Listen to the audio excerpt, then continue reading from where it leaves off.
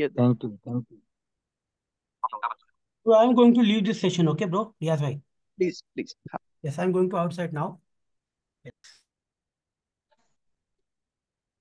आगतम स्वागतम सुस्वागतम. ज्ञान साधना बहुउद्देशीय विकास संस्था नाशिक आणि यशोवाणी संस्था पुणे या दोन्ही संस्थांच्या संयुक्त विद्यमाने आयोजित काशीनाथ महाजन सर लिखित काळोखातील प्रकाशवाट या ध्वनिमुद्रण सोहळ्यात मी तुम्हाला सर्व रसिक श्रोत्यांचं आणि मान्यवरांचं मनपूर्वक स्वागत करतोय. मंडळी, काळोखातील प्रकाशवाट हे असं आत्मचरित्र आहे जे अंध आणि अंधत्वाकडे डोळसपणे बघायला शिकवतं. प्रतिकूल परिस्थितीतही प्रतिभेच्या जोरावर अनुकूल परिस्थिती निर्माण करण्याचं सामर्थ्य ठेवतं. तर अशा अत्यंत आनंददायी, प्रेरणादायी, मनोवेधक असं हे आत्मचरित्र आहे. उद्यापासून आपल्या सर्वांना ते नियमित ऐकायला मिळणार आहे. मी सर्वप्रथम सर्व मान्यवरांचं आणि रसिक श्रोत्यांचं स्वागत तिच्या अत्यंत सुमधुर स्वरात स्वागत करण्याची विनंती करतोय. आपली गायिका सखी गायत्री पेद्देंटी हिला की तिने सर्व जमलेल्या मान्यवरांचं आणि रसिक श्रोत्यांचं स्वागत गीताने करावं. गायत्री पेद्देंटी.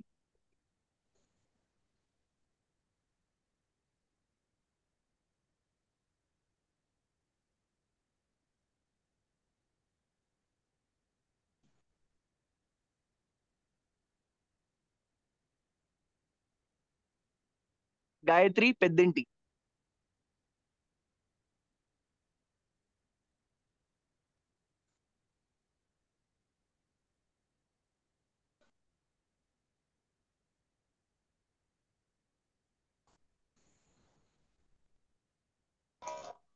हॅलो.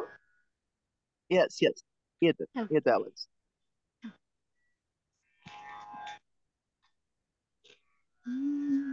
मन की वीणा से गुंजित ध्वनि मंगलम, मन की वीणा से गुंजित ध्वनि मंगलम.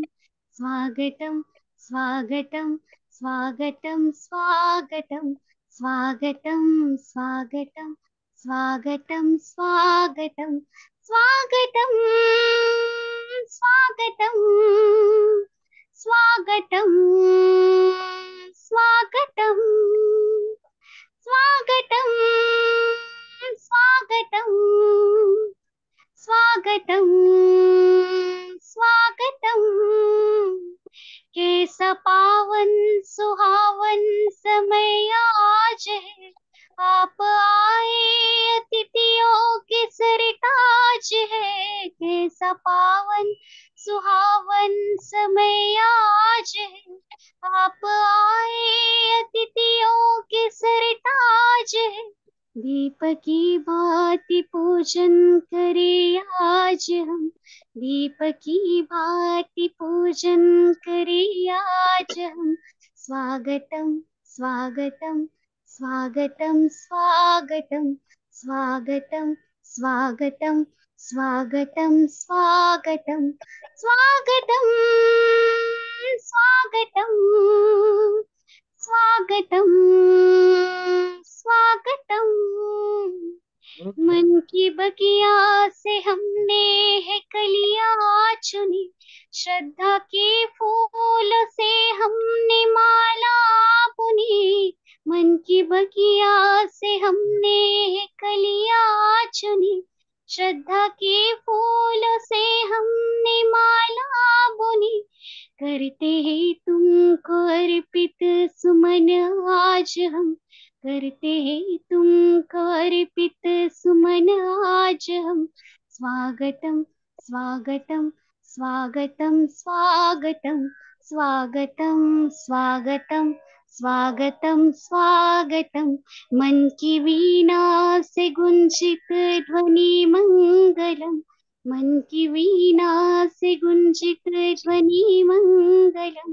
स्वागतम स्वागतम स्वागतम स्वागतम स्वागतम स्वागतम स्वागतम स्वागतम स्वागतम स्वागतम स्वागतम स्वागतम स्वागतम स्वागतम स्वागतम स्वागतम. थँक्यू. खूप खूप धन्यवाद गायत्री. अतिशय सुमधुर स्वरात स्वागत गीत सादर करून तो उपस्थित सर्व पाहुण्यांना आणि रसिक श्रोत्यांना मंत्रमुग्ध केलंस. मंडळी, काळोखातील प्रकाशवाट हे असं आत्मचरित्र आहे जे आपल्या प्रत्येक व्यक्तीला, मग परिस्थिती कोणाची कशीही असो, कोणाच्या घरात 18-20 दारिद्र्य असतं, नाना तऱ्हेचा संघर्ष आपल्या वाट्याला येतो, म्हणजे काळोखातनं लख्ख प्रकाश कसा शोधायचा असतो प्रतिभेच्या जोरावर, हे शिकवणारं हे आत्मचरित्र आहे. जेव्हा गुरुवर्य काशीनाथ महाजन सरांशी माझी चर्चा सुरू झाली, मी त्यांच्याशी या आत्मचरित्राला घेऊन संवाद साधायला लागलो, तेव्हा आज तागायत हे आत्मचरित्र आपल्या सर्वांपर्यंत ध्वनिमुद्रित स्वरूपात पोहोचलं नव्हतं याची खंत वाटत होती. मी जेव्हा प्राची गुजर मॅडमशी संवाद साधला, संपर्क साधला, मॅडमनं सांगितलं, मॅडम हे आत्मचरित्र काहीही करून आपल्याला जागतिक अपंग दिनाच्या आधी ध्वनिमुद्रित करून हवंय. मॅडमनी क्षणाचाही विलंब न लावता, त्या आजारी होते, त्यांची तब्येत थोडी ठीक नव्हती, तरी सुद्धा प्रचंड तारेवरची कसरत करून मॅडमनी हे टास्क पूर्ण केलं. त्याबद्दल मी पहिल्यांदा मॅडमना मनापासून धन्यवाद देतो. आजच्या कार्यक्रमाला साहित्य क्षेत्रातली आणि आपल्या अंध प्रवर्गातली मोठमोठी मंडळी मान्यवर पाहुणे म्हणून लाभलेत. मी थोडक्यात त्या सर्वांचा परिचय करून देतो. सर्वप्रथम ज्ञान साधना बहुउद्देशीय विकास संस्था नाशिक या संस्थेचे अध्यक्ष आदरणीय राजाराम गायकवाड सर हे आजच्या कार्यक्रमाचे अध्यक्ष आहेत. मी सरांना अध्यक्षस्थान भूषवावं अशी विनंती करतो. राजाराम गायकवाड सर हे ज्ञान साधना बहुउद्देशीय विकास संस्थेसोबतच the Buddhist association for the blind या संस्थेतही काम पाहतात. एक शिक्षक म्हणून त्यांनी आज तागायत अनेक विद्यार्थ्यांना घडवलेलं आहे. त्यांचे विद्यार्थी आज उच्च पदावर आपण वेगवेगळ्या क्षेत्रात पाहतो. असं हे अत्यंत संवेदनशील आणि मितभाषी व्यक्तिमत्व आहे. मी जेव्हा गायकवाड सरांशी चर्चा केली, सर आपण यशोवाणी सोबत प्राची गुजर मॅडमना विनंती करून या आत्मचरित्राचं ध्वनिमुद्रण करून घेणार आहोत, तेव्हा सरांनी सांगितलं की हे काम पहिल्यांदा झालं पाहिजे, सगळ्या गोष्टी बाजूला राहू देत, परंतु काळोखातली प्रकाशवाट म्हणजे आपल्या प्रवर्गातल्या व्यक्तींना प्रकाशवाट दाखवणारं हे आत्मचरित्र आहे, जे आज तागायत ध्वनिमुद्रित अथवा ब्रेल स्वरूपात उपलब्ध नाहीये. ते लवकरात लवकर उपलब्ध झालं पाहिजे, या दृष्टीने आपण प्रयत्न करूयात. त्यामुळं ध्वनिमुद्रणाला किंचितही वेळ न दवडता हे काम ज्यांनी हातात घेण्याची सुवर्ण संधी दिली असे राजाराम गायकवाड सर आजच्या कार्यक्रमाला उपस्थित आहेत. मी सरांचं मनपूर्वक स्वागत करतो. तसेच ज्यांनी अत्यंत सुश्राव्य अशा आवाजात या आत्मचरित्राचं ध्वनिमुद्रण केलंय, प्राची गुजर मॅडम, ज्यांचा आवाज आपण दररोज ऐकतो, वेगवेगळ्या बातम्या, लेख आपल्या सर्वांपर्यंत त्या पोहोचवत असतात. ज्ञानाचा सागर आपल्या अंध प्रवर्गातल्या वाचकांसाठी ज्यांनी खुला करून दिलाय, मागच्या अनेक दिवसांपासून, काही वर्षांपासून त्या या सेवेत आहेत. मग आपल्या अभ्यासक्रमाची पुस्तकं असतील, आत्मचरित्र असतील, आध्यात्मिक, वैचारिक, भावनिक, बौद्धिक अशा सर्व प्रकारचं साहित्य त्या निशुल्क आपल्यासाठी उपलब्ध करून देतात. अशा आपल्या सर्वांच्या लाडक्या प्राची गुजर मॅडम याही आजच्या कार्यक्रमाला वेळात वेळ काढून उपस्थित राहिल्यात. मॅडम प्रवासात होत्या, प्रवासात येता क्षणी त्यांनी हा कार्यक्रम जॉईन केलाय. म्हणजे कोणताही स्तुत्य उपक्रम होत असेल तर त्याला त्या सक्रिय सहभागी असतात. दिवाळी अंक सुद्धा मॅडमनी 2 वर्ष झाली दिवाळी अंक खूप मोठ्या प्रमाणात आपल्या सर्वांपर्यंत ऑडिओच्या माध्यमातून मेजवानी देणारा त्या सुरू करतायत. 2 वर्ष झाली त्या दिवाळी अंकाला. त्या दिवाळी अंकातलं प्रत्येक साहित्य म्हणजे त्या साहित्य कृतीची निवड आणि त्याचं श्रुश्राव्य अभिवाचन हे सगळंच दर्जेदार असतं. अशा प्राची गुजर मॅडम आजच्या आपल्या कार्यक्रमाला उपस्थित आहेत. तसेच गुरुवर्य योगेश चौधरी सर, जे जातिवंत शिक्षक म्हणून आपल्या अंध विद्यार्थ्यांना घडवण्याचं काम मनोभावे करतायत. अत्यंत अभ्यासू आणि तज्ज्ञ स्वरूपात हे व्यक्तिमत्व आहे आदरणीय योगेश चौधरी सर. संजय घोडेराव सर, राष्ट्रीय दृष्टींन संघ महाराष्ट्र. तसेच आदरणीय डी.पी. जाधव साहेब, राष्ट्रीय दृष्टींन संघ महाराष्ट्राचे विद्यमान महासचिव, एक ज्येष्ठ अनुभव संपन्न प्रतिभावंत साहित्यिक, खऱ्या अर्थानं आपल्या अंध जगतातल्या साहित्यिकांना प्रकाशात आणण्याची मुहूर्तमेढ ज्यांनी रोवली, वसा ज्यांनी उचलला, असं हे अष्टपैलू, बहुआयामी आणि व्यासंगी व्यक्तिमत्व आदरणीय डी.पी. जाधव साहेब प्रवासात असताना सुद्धा या कार्यक्रमाला उपस्थित आहेत. त्याबद्दल मी सरांचं मनपूर्वक स्वागत करून त्यांना धन्यवाद देतो. काळोखातली प्रकाशवाट जसं आपण काशीनाथ महाजन सरांचं आत्मचरित्र ऑडिओमध्ये ध्वनिमुद्रित करून घेतलंय, त्याचा छोटासा सोहळा आज आपण घेतोय. तसंच माझी ओळख नावाने डी.पी. जाधव साहेबांनी त्यांचा आज तागायचा संघर्ष, त्यांची असलेली वाटचाल, प्रतिकूलतेतनं अनुकूलतेवर त्यांनी त्यांच्या आयुष्याचा उभा केलेला रथ, हा प्रवास माझी ओळख मध्ये आहे. तेव्हापासून साहेबांनी निर्णय घेतला की आपले जे जे अंध प्रतिभावान व्यक्ती आहेत त्यांचं साहित्य ब्रेलमध्ये आणि ऑडिओमध्ये आलं पाहिजे. तर ते अत्यंत व्यवस्थितरित्या सर काम करतायत. असं जागरूक, संवेदनशील, सजग व्यक्तिमत्व डी.पी. जाधव साहेब सुद्धा आजच्या आपल्या कार्यक्रमाला उपस्थित आहेत. तसेच सोलापूर भैरवरतन दमाणे अंधशाळा येथे अधीक्षक म्हणून काम पाहत असणारे आम्हा सर्वांचे गुरु प्रकाश द्रष्टाळे सर हे सुद्धा उपस्थित आहेत. मी सरांचं मनापासून स्वागत करतो. आजच्या सोहळ्याला एका वेगळ्या अर्थानं दुग्ध शर्करा योग लाभलाय, तो म्हणजे प्रकाश द्रष्टाळे सर हे आमचे गुरु आणि काशीनाथ महाजन सर त्यांचे गुरु. म्हणजे गुरूंच्या उपस्थितीत गुरूंच्या गुरूंचा सोहळा अनुभवण्याची सुवर्ण संधी लाभणं यासारखा अनमोल योग तो काय. असे प्रकाश दर्शनाळे सर हे सुद्धा उपस्थित आहेत. त्याचसोबत कबीर माने सर, राष्ट्रीय दृष्टीन संघ महाराष्ट्र जिल्हा शाखा सोलापूरचे विद्यमान अध्यक्ष हे सुद्धा उपस्थित आहेत. महाजन सरांचे ते विद्यार्थी यांसह मोहम्मद मोबिन सर आणि अन्य बरीच वेगवेगळ्या क्षेत्रातली नावलौकिक व्यक्तिमत्व आजच्या आपल्या कार्यक्रमाला लाभली. मी सर्व मान्यवरांचं पुन्हा एकदा खूप खूप स्वागत करतो. आणि काशीनाथ महाजन सर यांच्या आत्मचरित्राबद्दल मी तर बोलेनच, परंतु विद्यार्थी म्हणून त्यांच्या गुरूंबद्दलच्या भावना व्यक्त करण्यासाठी आज कबीरदादा माने आवर्जून उपस्थित राहिलेत. मी विनंती करतो कबीरदादा मानेंना की त्यांच्या शिक्षणादरम्यान त्या शाळेची अवस्था, त्यातही सरांनी त्यांच्यावर केलेले अनमोल संस्कार याबद्दल त्यांना ज्या भावना व्यक्त करायच्या आहेत त्या त्यांनी थोडक्यात व्यक्त कराव्यात. आदरणीय कबीरदादा माने. नमस्कार. नमस्कार. या कार्यक्रमाचे अध्यक्ष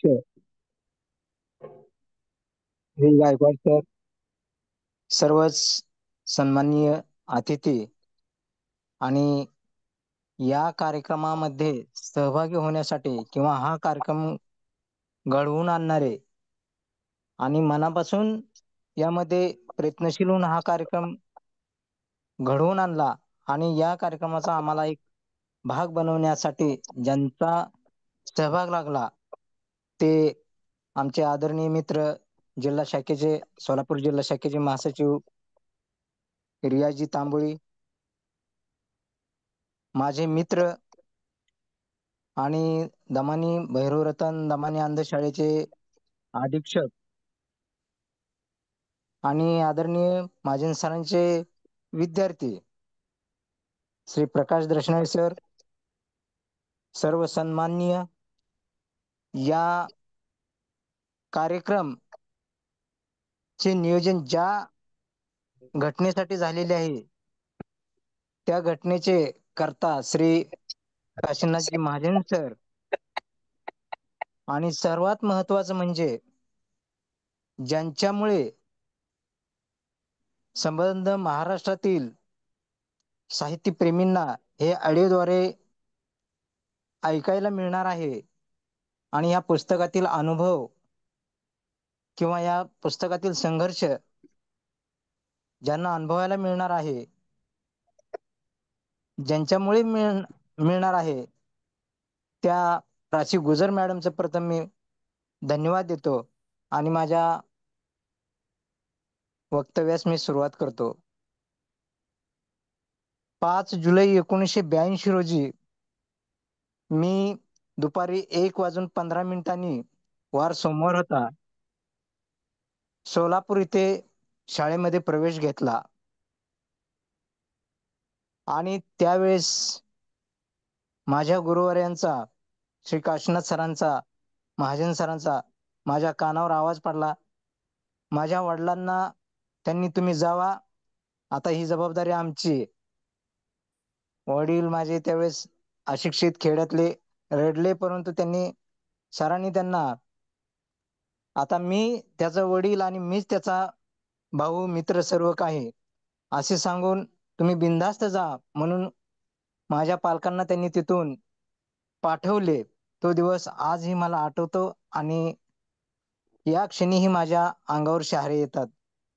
कारण अशा भयान वातावरणामध्ये आम्ही राहत होतो. आज मी माझं भाग्य समजतो की आम्ही दोघं मित्र आज त्यांचे विद्यार्थी अशा सोहळ्यासाठी झूम प्रणालीद्वारे का होईना उपस्थित आहोत. आज त्यांच्याच समकक्षाचे म्हणजे शिक्षक म्हणूनच एक विद्यार्थी आहेत श्री दर्शनाळ सर. तर मीही माझ्या कुटुंबाच्या चरितार्थ त्यांच्या आशीर्वादाने शासकीय सेवेत आहे. हा त्यांचाच आशीर्वाद. तर ज्यावेळेस आम्ही शाळेमध्ये गेलो, खरोखरच आमच्यावर या सरांचे एक शिक्षक म्हणून तर त्यांनी संस्कार केलेच केले, परंतु चिरायू आम्ही कसं राहावं आणि समाजामध्ये तुम्ही कसं राहिलं पाहिजे, हे पुस्तकाव्यतिरिक्त सुद्धा आम्हाला ज्या वेळेत ते आम्हाला संदेश देत होते, तो कायमचा ठसा आम्ही ठेवा म्हणून ठेवला नाही, तर कायमस्वरूपी तो आमच्यामध्ये रुजला गेला. आणि आजही सरांच्या शिकवणीप्रमाणेच आम्ही आमची वाटचाल करतोय. त्यामुळे सरांचे आशीर्वाद आणि सरांचा आमच्यावरचा विश्वास यापुढे आम्ही कधीही टळू देणार नाही.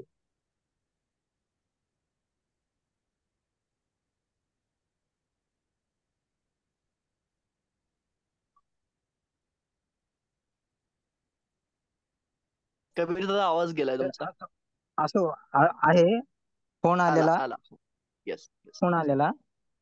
थोडक्यात माझं वक्तव्य मी व्यक्त करतो आणि थांबतो. काळोखातील प्रकाशवाट हे जे सरांनी आत्मचरित्र लिहिलेलं आहे, ते खरोखरच अतिशय साजेच आहे. कारण का कुणास ठाऊक, आम्ही त्या वयात व्यतीत होऊ, काहीतरी आमची मनोबल कमी होईल म्हणून की काय, सरांनी त्यांचे बालपण आम्हाला कसे गेले, त्यांनी संघर्ष कसा केला, हे कधीच आम्हाला सांगितले नाही. की आपल्याला संघर्ष करावा लागतो, आपण संघर्षातून उभं राहावं लागतं, हे कधीच आम्हाला सांगितलं गेलं नाही. कारण का, प्रत्यक्षात आम्ही त्या वयात सुद्धा संघर्ष करत होतो. ज्या ठिकाणी आम्ही राहत होतो, ज्या ठिकाणी आम्ही शिकत होतो, तिथे तिथे कुठलीही कसलीही परिस्थिती आम्हाला जुळवून घेण्यासारखी नव्हती. प्रत्येक अगदी सकाळच्या प्रातर्विधीला जाण्यापर्यंत पासून ते संध्याकाळी अंगावर चादर ओढून घेईपर्यंतचा संघर्ष आम्हाला तिथे प्रत्येक गोष्टीचा करावा लागत होता. हे काही अतिशयोक्ती नाही. सर आपल्या भाषणात आपल्याला शेवटी सांगतीलच. आणि हा संघर्षच आजपर्यंतची आमची ताकद आहे. त्यामुळे सरांनी त्यांचे बालपण तर आम्हाला सांगितले नाही. आम्ही जो संघर्ष करत होतो, तोच संघर्ष सर एक शिक्षक असताना त्यावेळेसची त्यांची तो पगार, कुटुंबाला चांगल्यापैकी चालवणारा आर्थिक अर्जन असताना सुद्धा आमच्या बरोबर ते सुद्धा संघर्ष करत होते. अनेक पद्धतीचा संघर्ष करत होते. मानसिक, शारीरिकही होता त्यांना त्रास, तोंड यायचं, हा त्रास होता. मी ज्यावेळेस नाशिकला गेल्यानंतर भेटल्यानंतर पहिल्यांदा सरांना विचारलं की सर तुमचं तोंड यायचं बंद झालं का? आणि खूप दिवसाची इच्छा रियाजींच्या माध्यमातून माझी त्या दिवशी पूर्ण झाली. मला खूप दिवसापासून वाटत होतं सरांचे प्रत्यक्षात भेटून कधीतरी आशीर्वाद घ्यावेत. तो एक माझी इच्छा अपूर्ण होती. परंतु रियाजींच्या माध्यमातून योगायोग आला आणि मी 16 नोव्हेंबर रोजी सरांचे आशीर्वाद घेतले. योगायोग की काय, त्याच दिवशी रियाजींनी सरांचं हे पुस्तक ऑडिओमध्ये ध्वनिमुद्रित करायचं ठरवलं आणि त्याच दिवशी मॅडमना फोन करून 3 डिसेंबरच्या आत हे पुस्तक व्हावं अशी विनंती केली आणि मॅडमनी त्याला 3 डिसेंबर एक आठवडा आधी असतानाच मॅडमनी ते पूर्ण केलं. योगायोग असा झाला की मी गेलो आणि सरांनी त्या पुस्तकात फक्त ह्याच्यामध्येच आहे म्हणून सांगितलं, डोळस लिपी देवनागरी लिपीमध्येच ते उपलब्ध आहे. सांगितल्यानंतर रियाजींनी ते असं व्हायला नाही पाहिजे, आपल्यापर्यंत हे पोहोचलं पाहिजे असं म्हटलं आणि त्याचा निर्णय घेतला की हे मी करू शकतो सर, करतो. सरांनी अतिशय शांतपणे त्यावेळी सांगितलं, बघ होत असेल तर. म्हणजे त्यांना याची काय आशा नव्हती की माझं ऑडिओमध्ये व्हावं, सगळ्यांनी ते ऐकावं आणि सगळ्यांपर्यंत मी पोहोचावं, असं काहीच नव्हतं. बघ सहज होत असेल तर कर, एवढाच शब्द सरांच्या तोंडून आला. म्हणजे इतक्या साध्या पद्धतीने ते आजपर्यंत वागलेले आहेत, राहिलेले आहेत, राहतायत. थोडक्यात सांगतो की जो सरांनी आमच्या शाळेमध्ये संघर्ष केला, तो संघर्ष त्यांना कदाचित हे मानसिक संघर्ष इतर ठिकाणी कुठेही करायला मिळालं नसेल. कारण ते ते वातावरणच तसं होतं. अतिशय विक्षिप्त वातावरण होतं. त्यातूनही त्यांनी आम्हाला घडवण्याचा जो स्वतःच्या मनामध्ये घाट घातला होता, तो त्यांनी पूर्ण केला आणि आज सगळ्यात त्यांचे कोणताही विद्यार्थी वाया गेलेला नाही. हा त्यांच्या कार्यातील एक जमेचाच भाग आहे. आम्ही शासकीयचे तर बरेचसे विद्यार्थी सेवेत आहोत आणि आर्थिक अर्जनच म्हणजे तो वाया गेला नाही असं काही नाही. परंतु त्यांनी शिकवलेला ज्या विद्यार्थ्याच्या बोटाला धरून त्यांनी अबकड शिकवलं सुरुवातीला, तो विद्यार्थी वाया गेलेला नाही. हे त्यातील जमेची बाजू आहे. तरी पुन्हा एकदा मी रियाजींचे आभार मानतो, गुजर मॅडमचे आभार मानतो, सर्व सन्माननीय पाहुण्यांचे आभार मानतो. कारण बऱ्याच जणांना आपले वक्तव्य व्यक्त करावायचे आहे. मला या कार्यक्रमामध्ये सहभागी करून सरांच्या प्रती कृतज्ञता व्यक्त करण्याची जी संधी दिली त्याबद्दल आपले पुन्हा आभार. आणि सरांकडून या कार्यक्रमातही मी अपेक्षा व्यक्त करतो, एक मागणी करतो, आपले असेच आशीर्वाद आणि विश्वास आमच्या पाठीशी राहो. आम्ही निश्चित खंबीरपणे ताठपणे उभे राहीन हा विश्वास तुम्हालाही देतो सर. धन्यवाद. खूप खूप धन्यवाद कबीर दादा. अतिशय समर्पक शब्दात आपण आपले मौलिक विचार मांडलेत. विद्यार्थी दशेत आपल्याला करावा लागलेला संघर्ष, त्यावेळी सरांची असणारी भक्कम साथ, त्यांचे संस्कार याबद्दल आपण व्यक्त झालात. मंडळी, काळोखातील प्रकाशवाट या आत्मचरित्राआधी ज्योती कलश, चैतन्य चक्षु, दृष्टी पल्ल्याळ आणि दूरदृष्टी ही 4 काव्यसंग्रह गुरुवर्य काशीनाथ महाजन सरांची प्रकाशित आहेत. आजही अगदी आजच्या दिवसापर्यंत म्हणजे दररोज न चुकता सातत्यानं लिहिती लेखणी आणि बोलकी वाणी लाभलेले बहुआयामी व्यासंगी आणि अष्टपैलू व्यक्तिमत्व आहे. केवळ अंध प्रवर्गापुरता मर्यादित न राहता डोळस साहित्य विश्वाचं क्षितिज ज्यांनी गाठलंय आणि स्वतःचं वेगळं असं अजरामर स्थान स्वतःच्या विद्वतेच्या जोरावर पटकावलंय, असे काशीनाथ महाजन सर, ज्यांचं आत्मचित्र वाचण्याचं आणि ऐकण्याचं सौभाग्य आपल्याला मिळत आहे. म्हणजे मला एक श्लोक इथं आठवतो, विद्वतम च नृपतम च नैवम तुल्यम कदाचनम स्वदेशे पूज्यते राजा विद्वान सर्वत्र पूज्यते. एखाद्या राजाची पूजा केवळ आणि केवळ त्याच्या राज्यात होते, कारण तो त्या राज्यापुरता मर्यादित असतो. परंतु एखाद्या विद्वान व्यक्तीची पूजा सबंध जगात होते, कारण विद्वत्ता ही सर्वत्र पसरते सुगंधासारखी आणि विद्वान व्यक्तीला कोणत्याही राज्यसीमेचं बंधन नसतं.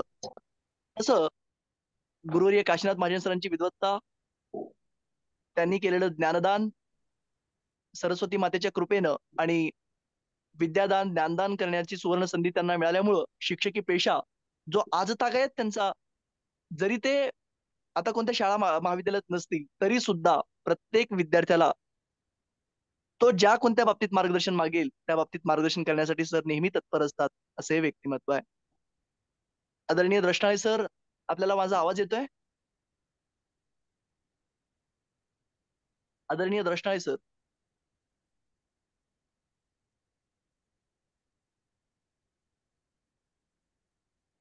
द्रष्टाळे सर, आपण असाल आणि आपल्याला माझा आवाज येत असेल तर आपण सांगाल. मंडळी, काळोख हा प्रत्येक व्यक्तीच्या आयुष्यात एका टप्प्यावर येऊन जातो.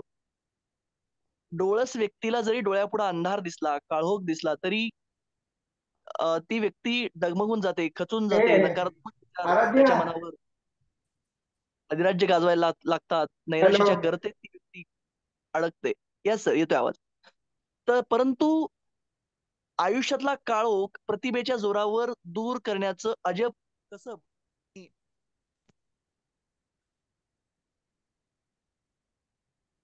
हॅलो.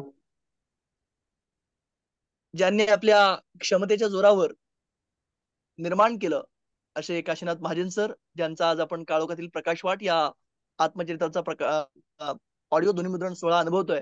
मी पुढे जाण्याआधी विनंती करतो, आम्हा सर्वांचे गुरु आदरणीय प्रकाश द्रष्टाळे सर, काशीनाथ महाजन सरांचे विद्यार्थी, यांनी आपलं मनोगत व्यक्त करावं. माननीय श्री प्रकाश द्रष्टाळे सर.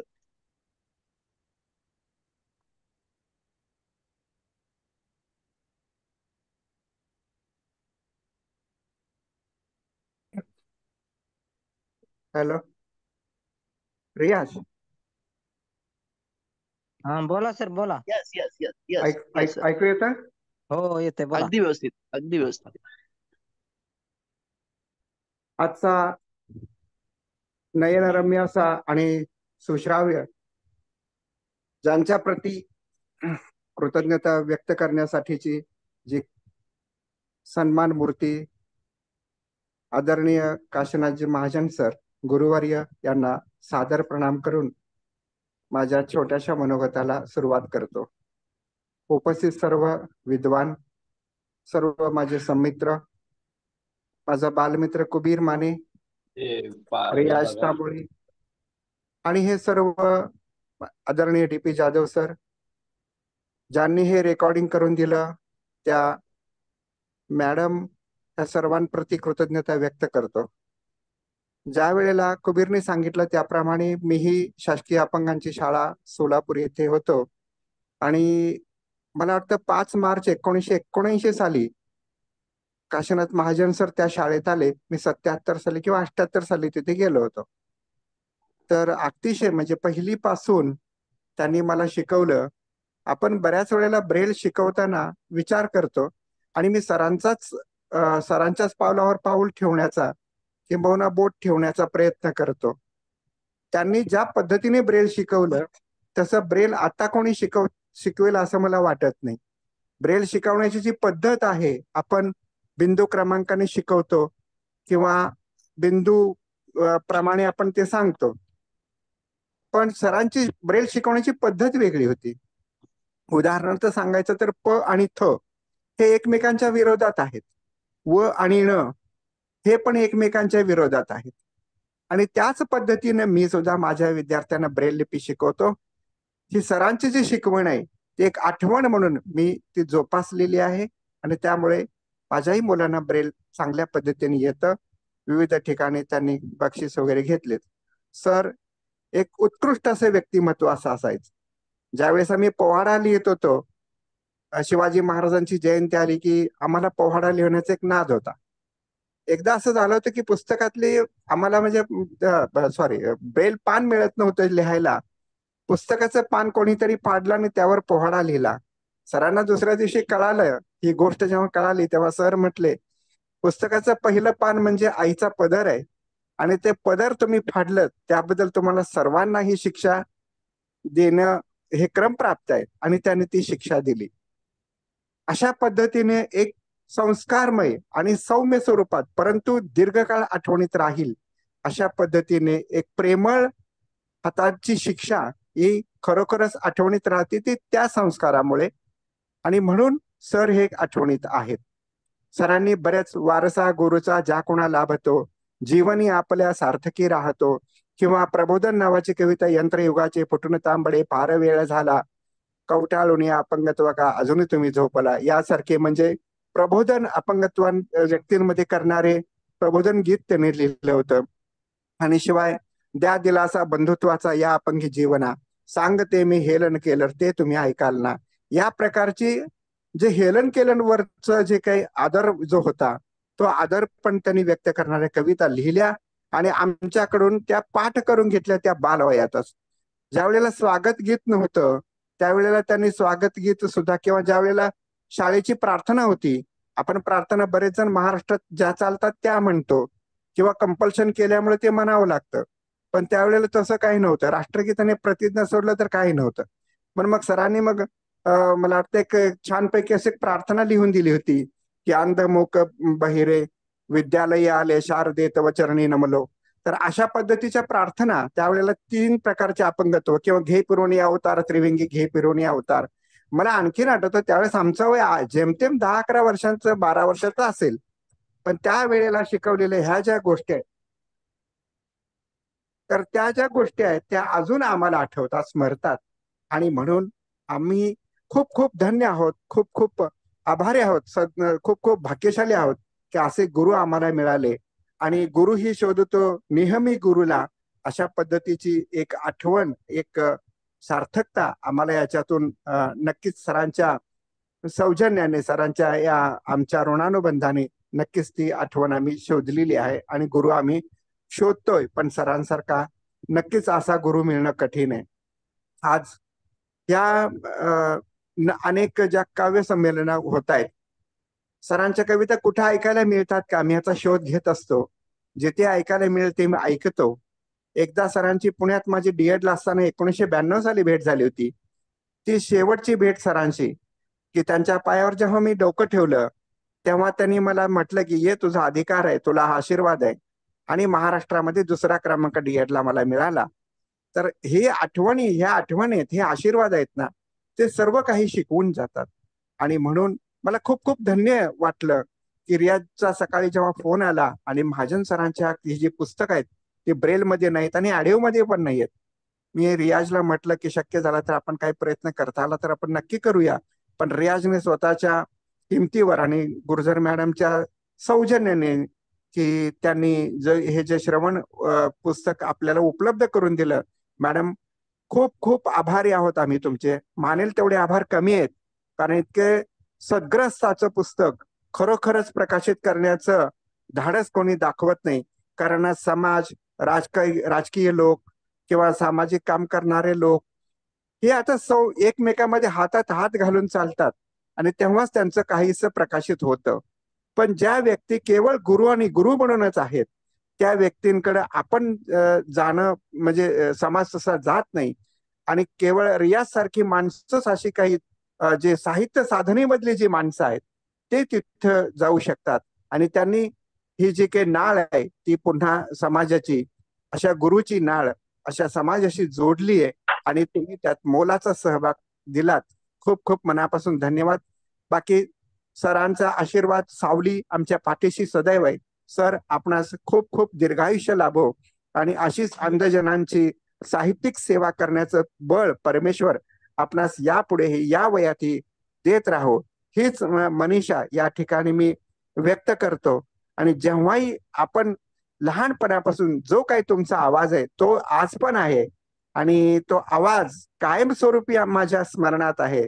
आणि महाजन सरांचे एक शिष्य म्हणूनच मला ओळखलं जात होतं लहानपणी. ज्यावेळेस मी ह्या शाळेत शिकवायला आलो त्यावेळेला तशी ओळख माझी निर्माण झाली. कारण त्यांची नक्कल करणं, त्यांच्या पद्धतीनं बोलणं, त्यांच्या पद्धतीने मुलांना ओरडणं, रागावणं, हे जे प्रेम आहे ना, हे प्रेम सरांमुळे होतं. आणि म्हणूनच जे काही चांगल्या गोष्टी ज्या काही घडल्या त्या सरांच्या शिकवणीमुळे, आशीर्वादामुळे घडल्या.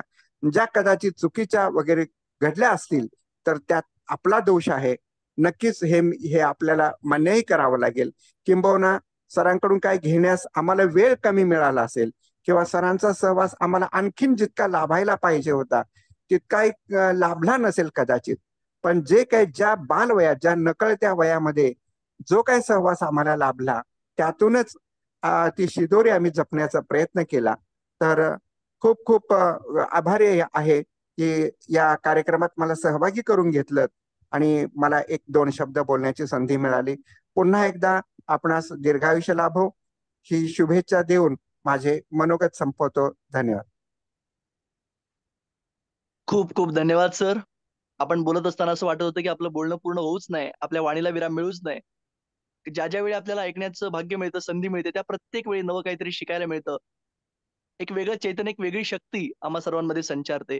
मला ही गोष्ट सांगताना अत्यंत आनंद वाटतोय की सोलापूर जिल्ह्यातनं जे कोणी वक्ते म्हणून आम्ही साहित्याच्या व्यासपीठावर बोलण्याचं धाडस करतो ते गुरुवर्य प्रकाश दष्टाळे सरांच्या वक्तृत्व प्रेरणेतनच करतो.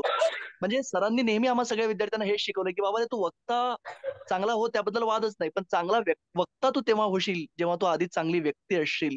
समाजाप्रती, साहित्याप्रती संवेदनशीलतेनं, सजगतेनं आणि जागरूकतेनं जेव्हा तू जाणशील तेव्हा चांगली व्यक्ती आणि चांगला वक्ता या दोन्ही भूमिकेत तू व्यवस्थित राहशील.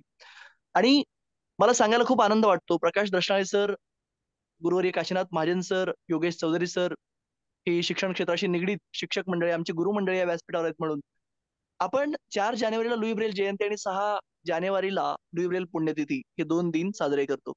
परंतु ब्रेलची आज बहुतांशी शाळांमधली जी दुरावस्था आपल्याला अनुभवायला मिळते त्या बाबतीत या गुरूंच्या छत्रछायेखाली वाढलेले विद्यार्थी खूप भाग्यवान आहोत. कारण यांना जेव्हा जेव्हा म्हणून आम्ही विद्यार्थी भेटतो, आमच्यासोबत कोणी नवखा विद्यार्थी भेटतो तेव्हा सर त्याला पहिला प्रश्न विचारतात की बाबा रे तुला ब्रेल लिहिता वाचता येतं का? येत असेल तर उत्तम, येत नसेल तर शिकून घे. हा पहिला सल्ला या सगळ्यांचा असतो. त्यामुळे खऱ्या अर्थानं लुई ब्रेल यांची ब्रेल लिपी आज जी अजरामर आहे, चिरंतन आहे, ती अशा गुरूंमुळेच आहे. आणि गुरुर ब्रह्मा गुरुर विष्णू गुरुर देवो महेश्वरा गुरु साक्षात परब्रह्म तस्मै श्री गुरुवे नमः. हे केवळ उच्चारणापुरतं न ठेवता ते आचरणात यावं हीच शिकवण या सगळ्यांकडनं मिळत असते. मी यानंतर विनंती करतो आदरणीय योगेश चौधरी सर. योगेश चौधरी सर आहेत? मला आवाज येतोय माझा? मला येतोय. माझा येतोय का तुम्हाला? अगदी व्यवस्थित येतोय. आदरणीय योगेश चौधरी सर, जे राष्ट्रीय दृष्टीन संघ महाराष्ट्र तथा साहित्य विश्वाचे नवसंकल्पक आहेत. आपल्या अंध प्रवर्गातील विद्यार्थ्यांना आणि त्यांच्यातल्या प्रतिभेला ज्या पद्धतीनं फुलवायला हवं, खुलवायला हवं, जगासमोर न्यायला हवं, त्या बाबतीत कायम ते नाविन्यपूर्ण गोष्टींच्या शोधात असतात. मध्यंतरी ब्रेल मधली ऑनलाईन वाचन स्पर्धा ही संकल्पना ज्यांनी साकारली असे योगेश चौधरी सर, जवळपास 50 स्पर्धकांनी सहभाग घेतलेला होता. इतक्या मोठ्या प्रमाणात प्रतिसाद मिळाला होता. योगेश चौधरी सर नेहमी नवनवीन संकल्पना घेऊन येत असतात. आज आपण त्यांच्या कितीतरी विद्यार्थ्यांना वेगवेगळ्या क्षेत्रात चमकताना बघतोय. असे योगेश चौधरी सर आज उपस्थित आहेत. मी विनंती करतो गुरुवर्य योगेश चौधरी सर यांना त्यांनी आपलं मनोगत मार्गदर्शन पर व्यक्त करावं. गुरुवर्य योगेश चौधरी सर. धन्यवाद रियाज. खरं तर माझ्याबद्दल बरंच बोललं गेलं रियाज कडून, परंतु या मंचावर उपस्थित दर्शनाळे सर हे मला सिनियर आहेत, माझ्यासाठी सुद्धा एक आदर्श आहेत. काशीनाथ महाजन सर, DP जाधव जी आहेत, राष्ट्रीय दृष्टीन संघ महाराष्ट्राचे, हे सगळे माझे प्रेरणा स्रोतच आहेत आणि त्यांच्यापासूनच मी प्रकाशित प्रभावित झालेलो आहे. प्राची ताई सुद्धा इथे आहेत. प्राची ताईंबद्दल मी तुम्हाला सांगतो, तुम्ही बरेच लोक त्यांना ओळखत असाल, पण मी तुम्हाला त्यांच्याबद्दल आणखी ओळख करतो. नुकताच आपण 5 डिसेंबरला व्हॉलेंटियर्स डे साजरा केला. आपल्यापैकी किती लोकांना हे माहीत आहे साशंकात आहे, कारण आपण ब्लाइंड व्हॉलेंटियर्सच्या भरोश्यावरच बरंच काही करतो, शाळेपासून कॉलेजपासून ते पुढे नोकरी लागल्यावर सुद्धा. तर नॅबमध्ये जेव्हा मी जॉईन झालो होतो तेव्हा नॅबमध्ये जो कोर्स असायचा, मे महिन्यामध्ये आम्ही एक पॅरा प्रोफेशनल्स कोर्स चालवायचो आणि त्यामध्ये 1 महिन्याच्या पार्ट टाइम कोर्समध्ये ब्रेल आणि आपल्या अंध क्षेत्रातील जी काही उपकरणं आहेत अंध शिक्षणाशी संबंधित, त्या उपकरणांचं प्रशिक्षण आणि थोडंसं थिअरॉटिकल सैद्धांतिक लेक्चर सुद्धा आम्ही त्यांना द्यायचो की अंधांसोबत राहताना कसं राहायचं वगैरे वागायचं. तर हा मे महिन्यातला कोर्स असायचा. प्राचीताईंनी त्यावेळेला त्यांचं नाव एनरोल केलं होतं आणि त्या तिथे ब्रेल वगैरे शिकल्या. परंतु 1 महिन्यानंतर बरेच लोक गळले जायचे.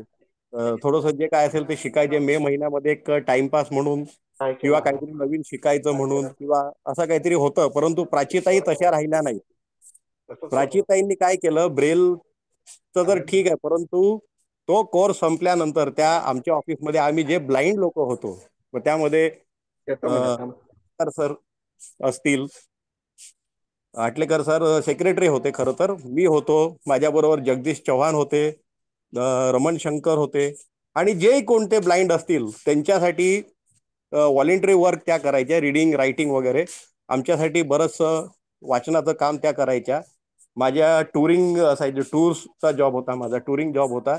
आल्यानंतर माझे जो रिपोर्ट होता तो रिपोर्ट लिहिणं, खर्चाचा जो हिशोब होता तो लिहिणं वगैरे, हे सगळं काम त्या करायच्या.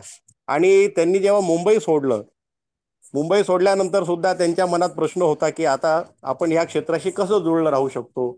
तर त्यांनी हे नवीन क्षेत्र शोधलं, यशोवाणीच्या माध्यमातून. त्या सतत रेकॉर्डिंग करत राहतात, बाल साहित्यापासून ते आपल्या ॲडल्ट लोकांच्या साहित्यापर्यंत सगळं ऑडिओ फॉर्मॅटमध्ये आपल्याला उपलब्ध करून देणं वगैरे. अप्रत्यक्षरित्या मी सुद्धा यशोवाणीच्या पुस्तकांचा वाचक आहे. म्हणजे आटलेकर सरांकडून मी बरीच पुस्तकं घेत असतो, त्यांनी रेकॉर्ड केलेली वगैरे. तर त्या प्राचीताईंचं पण मी इथे स्वागत करतो. आणि खरंच म्हणजे एक कौतुकास्पद गोष्ट आहे की हे पुस्तक ऑडिओ फॉर्मॅटमध्ये त्यांनी केलेलं आहे. आज आपण बघतो की ज्या नावारूपाला आलेल्या संघटना आहेत, खरं तर अंधांचं साहित्य ह्या संघटनांनी करायला पाहिजे, परंतु त्यांच्यासमोर बरेच प्रश्न असतात, त्यांच्या इच्छाशक्तीमध्ये अभाव असतो. तर ह्या अशा डोळस व्यक्तींनी चालवलेल्या ह्या अशा छोटेखानी संस्थांच्या माध्यमातून आज आपण आपली जी ज्ञानाची भूक आहे ती भागवतो आहोत.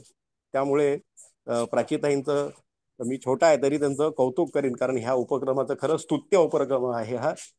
काशीनाथ महाजन सरांबद्दल बोलायचं झालं तर मी प्रत्यक्ष त्यांना कधी भेटलो असं मला आठवत नाही, परंतु नाशिकला जे आपलं साहित्य संमेलन झालं होतं त्यावेळेला मी त्यांना ऐकलेलं आहे आणि पूर्वी कधीतरी ब्रेल जागृतीमध्ये वगैरे मी त्यांच्या कविता वाचलेल्या आहेत.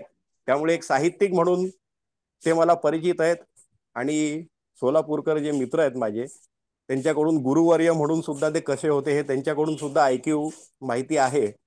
तर सरांचं हे पुस्तक काळोखाच्या प्रकाश वाटा मला रियाजनी सांगितलेलं आहे की तो मला हे ऑडिओ फॉर्मॅट मधलं जे पुस्तक आहे ते मला तो पाठवणार आहे. खरं तर मी ते आधी वाचलं असतं तर छान प्रतिक्रिया देऊ शकलो असतो त्यावर, परंतु मला ते वाचायला मिळालं नाही. परंतु मी नक्कीच आता ते रियाजनी पाठवल्यावर वाचणार आहे. रियाजनी मला सांगितलंय तसं, कारण वाचनाची आवड मला सुद्धा आहे, मग ते ब्रेल असो की ऑडिओ फॉर्मॅट असो. दर्शनाळे सर जे म्हणतात की ब्रेलचे भोगते आपण असलो पाहिजे, भक्त आपण असलो पाहिजे. रियाजनी सुद्धा जी खंत व्यक्त केली, तर माझ्या बाबतीत असं आहे की मी ब्रेल कुठेच सोडत नाही. म्हणजे रेल्वे स्टेशन असो, बस स्टँड असो, रेल्वेचा प्रवास असो, बसचा प्रवास असो, माझ्या हाताखाली एक कुठलं तरी ब्रेल पुस्तक हे असतंच. म्हणजे जे जे लांबचे प्रवास मला करावे लागतात एकतर ऑडिओ पुस्तक नाही तर ब्रेल पुस्तक यापैकी काहीतरी माझ्या सोबत असतं. तर ही ब्रेलची जी आवड, रुची अलीकडे जी कमी होत चाललेली आहे, खरंच ही एक खेदाची गोष्ट आहे. ह्यावर काही आपल्याला करता येईल का याच्यावर आपण पुढे विचार करू. परंतु ह्या आजच्या कार्यक्रमामध्ये मला आपण सहभागी होण्याची संधी दिली त्याबद्दल मी ह्या मंचाचे आभार व्यक्त करतो आणि माझ्या शब्दांना विराम देतो. धन्यवाद. खूप खूप धन्यवाद गुरुजी. आपण खरे रत्न पारखी आहात. आपण संबंध महाराष्ट्रातलं टॅलेंट शोधून, जसं आपण इंडियन आयडल वगैरे बघतो त्या प्रकारचं टॅलेंट शोधून आपण त्यांना वेगवेगळी व्यासपीठं देत असतात आणि त्या व्यासपीठाच्या माध्यमातून ते हिरे झळकत असतात. असंच कार्य आपल्या हातून होत राहू. काळोखातील प्रकाश वाट या आत्मचरित्राबद्दल म्हणजे त्यातला एक प्रसंग तुम्हाला सगळ्यांना सांगायला आवडेल. मंडळी, आता आपण गुरुवर्य प्रकाश दर्शनाळे सरांना ऐकलं, योगेश चौधरी सरांना ऐकलं. ब्रेल बद्दल त्यांनी ज्या भावना व्यक्त केल्या त्याशी मिळता जुळता हा प्रसंग आहे. जेव्हा नव्यानं काशीनाथ महाजन सर एका शाळेत गेले होते शिक्षक म्हणून, तेव्हा त्या शाळेत तोपर्यंत तोंडी परीक्षा घेतली जायची. म्हणजे ब्रेल मधलं साहित्य उपलब्ध असताना सुद्धा ब्रेल तिथल्या काही लोकांना येत नसल्यामुळं त्या विद्यार्थ्यांची परीक्षा ब्रेलमध्ये घेतली जाणं टाळलं जायचं. हे जेव्हा काशीनाथ महाजन सरांना तिथे गेल्यानंतर प्रथम दर्शनी जाणवलं, तेव्हा सरांनी त्या सगळ्या मंडळींना एकत्र केलं, त्या गोष्टीचा विरोध केला. ब्रेल लिपीतनं परीक्षा झालीच पाहिजे, ब्रेल कागदावर, ब्रेल पाटीवर मुलांनी लिहिलंच पाहिजे, हा आग्रह सरांनी धरला आणि तदनंतर आज सगळ्यात त्या ठिकाणी ब्रेलमध्ये परीक्षा म्हणजे ज्या प्राथमिकच्या वगैरे असतात त्या होतात. हा एक अनुभव आहे. आणि साहित्य आणि सृजन ज्याबद्दल आपण बोलतोय त्याबद्दल एक छोटा प्रसंग अत्यंत भावनिक आहे, हळवा करणारा आहे, हृदयस्पर्शी आहे. ते मी सांगेन. सरांची एक मध्यंतरी हृदय शस्त्रक्रिया झाली होती. जेव्हा त्यांचं हृदय काम करायला लागलं तेव्हा ते आयसीयूत होते, अतिदक्षता विभागात. तिथं असणाऱ्या सिस्टरना त्यांनी बोलावलं आणि त्यांना सांगितलं की पेन आणि कागद घेऊन या. त्या सिस्टरना सुद्धा आश्चर्य वाटलं. त्यांनी असं नाही सांगितलं, बाहेर माझा मुलगा उभा आहे का पहा, बाहेर माझी पत्नी उभी आहे का पहा, बाहेर माझे कोणी नातेवाईक आहेत का बोलवा. नाही, त्यांनी नाही सांगितलं. त्यांनी सांगितलं पेन आणि कागद आहे का पहा. पेन आणि कागद त्या सिस्टरला आणायला लावलं आणि गुरुजींनी जेव्हा हृदय शस्त्रक्रिया कंप्लीट झाली तेव्हा हृदयावर त्याच ठिकाणी कविता लिहिली. त्या डॉक्टर मंडळी आणि त्या रुग्णालयाप्रती त्या कवितेतनं कृतज्ञता व्यक्त केली, जी कविता दुसऱ्या दिवशी वर्तमानपत्रातनं झळकली. साहित्य आणि सृजन ते कुठून स्फुरावं, कुठून उमलावं, कुठून उगवावं याला कोणत्याही स्थळ काळाचं बंधन नसतं. फक्त आणि फक्त कृतज्ञता, संवेदनशीलता, समाजाप्रती बांधिलकी आणि जागरूकता या भावनेनं आपण ओतप्रोत भरलेला असलो की आपल्या मनातल्या सुप्त भावना आपण व्यवस्थितरित्या व्यक्त करू शकतो. हा अनमोल ठसा गुरुवर्य काशीनाथ महाजन सरांनी त्याही क्षणी उमटवलाय. यानंतर मी विनंती करतो आदरणीय संजय घोडेराव सर, जर माझा आवाज ते ऐकत असतील आणि बोलण्यासाठी ऑडिबल असतील तर त्यांनी. आवाज येतोय माझा? येस येस येतोय सर, प्लीज. आजच्या या अतिशय उत्कृष्ट अशा कार्यक्रमाला उपस्थित सर्व मान्यवर, खरं तर या कार्यक्रमाला अनेक विद्वान मंडळी आहेत आणि माझ्यासारख्या सामान्य माणसाला या कार्यक्रमामध्ये रियाजने सहभागी करून घेतलं, त्याबद्दल मी रियाजला धन्यवाद देतो. आणि या प्रसंगी मी सांगतो की रियाजने एखादी गोष्ट जर ठरवली करायची तर काहीही करून रियाज ती गोष्ट पूर्णत्वास नेतो. अशा अनेक गोष्टी आहेत आणि माझ्यासारख्याला रियाजकडनं हे खरं म्हणजे शिकण्यासारखं आहे. तर ह्या कार्यक्रमामध्ये आमचे मार्गदर्शक मित्र डी.पी. जाधव सर उपस्थित आहेत. आमचे परम मित्र दर्शनाळे सर आहे. माझा मित्र योगेश चौधरी आहे. कबीरजी माने सर आहे आणि ज्यांच्या माध्यमातून आपण अनेक पुस्तकं वाचतो अशा प्राची मॅडम. तर ही सगळी ध्येयवेडी माणसं आहेत आणि ज्यांनी अनेक पुस्तकं लिहिलेली आहेत, कविता संग्रह लिहिलेले आहेत. असे गुरुतुल्य महाजन सरांची माझी 2-3 वेळेस प्रत्यक्ष भेट झालेली आहे आणि मी त्यांच्या काही कविता सुद्धा वाचलेल्या आहेत. काळोखातील प्रकाश वाट हे पुस्तक ऑडिओ स्वरूपात प्राचीताईंकडनं ते झालेलं आहे. ते वाचलं नाही मी, परंतु रियाज मला पाठवणार आहे आणि ते वाचल्यानंतर त्यावरती प्रतिक्रिया निश्चित दिल्या जातील आणि त्या पुस्तकाचा आस्वाद घेतला जाईल. परंतु सरांबद्दल बोलायचं झालं तर सरांच्या काही कविता मी वाचल्या आणि आपल्या वारकरी संप्रदायामध्ये संत ज्ञानेश्वर हे सर्वांना सुपरिचित आहेत. परंतु सरांची एक कविता मला आठवते की ज्यांनी आपल्याला ब्रेल लिपीची संजीवनी आपल्या हातात दिली, ते आपल्या सर्वांचे दैवत लुई ब्रेल. त्यांच्या प्रती सरांनी असं म्हटलं आहे त्या कवितेमध्ये की तूच माझा ज्ञानदेव लुई ब्रेल राजा, उघडीला अंदास्तव ज्ञान दरवाजा. दर्शनाळे सर आणि बाकी जे आहेत त्या म्यूट करा प्लीज. प्लीज म्यूट करा बाकी. तर सरांनी लुई ब्रेल यांच्या प्रती की तूच आमचा ज्ञानेश्वर आहे, तूच आमचा ज्ञानदेव आहे. आणि त्याच कवितेमध्ये त्यांनी असं म्हटलं की 6 टिंबात तू अमर कोण म्हणे मेला, 6 टिंबात तू अमर कोण म्हणे मेला, ब्रेल लिपीचा मी भक्त धन्य धन्य झालो. म्हणजे त्यांनी लुई ब्रेलांचं अमरत्व आणि ज्ञानदेवाची उपमा देऊन अंधांसाठी जे लुई ब्रेल यांनी ज्ञानदान केलेलं आहे ब्रेल लिपीच्या माध्यमातून, ते त्यांनी मांडलेलं आहे. अशा त्यांच्या अनेक कविता आहे. दिव्यत्वाची जेत प्रचिती तेथे कर माझे जुळती, अशा सरांच्या काही कविता मी वाचलेल्या आहेत. आणि आत्ता जे साहित्य संमेलन झालं नाशिकला, त्या ठिकाणी सरांना ऐकण्याचा योग आला. तर इतकं दर्जेदार साहित्य सरांच्या लेखणीतून निर्माण झालेलं आहे आणि ते प्रत्येक व्यक्तीने वाचलं पाहिजे आणि अंध समाजाने निश्चित वाचलं पाहिजे. त्यासाठी ते ऑडिओ स्वरूपात आणि ब्रेल स्वरूपात सुद्धा होण्याची गरज आहे, आवश्यकता आहे. या कार्यक्रमाला उपस्थित डी.पी. जाधव सर आहेत आणि राष्ट्रीय दृष्टीहीन संघाचं एक म्हणजे ध्येय आहे की जे अंध समाजाचं जे साहित्य आहे ते ब्रेलमध्ये झालं पाहिजे आणि सर्वांनी ते वाचलं पाहिजे. तर मी जाधव सरांना विनंती करील की हे जे काळोखातील प्रकाश पाठ हे जे सरांचं आत्मचरित्र आहे ते आपल्या संस्थेच्या मार्फत ब्रेल लिपीमध्ये निश्चित झालं पाहिजे. त्यासाठी आपण सर्वजण प्रयत्न करूया. आणि या कार्यक्रमामध्ये मला सहभागी करून घेतलं आणि मला बोलण्याची संधी दिली त्याबद्दल मी रियाजचे आणि आपल्या सर्वांचे ऋण व्यक्त करतो आणि मी थांबतो. धन्यवाद. खूप खूप धन्यवाद गोडराव सर. संजय हे नाव महाभारतापासून आधुनिक भारतापर्यंत अत्यंत महत्वाचं आहे, सांघिक आणि साहित्यिक पटलावरचं. संजय गोडराव सर हे कवी आहेत, अत्यंत युवा, तरुण, ताजं तवानं, प्रेममय मन असणारा संवेदनशील कवी म्हणून आम्ही त्यांच्या अनेक कविता ऐकल्यात.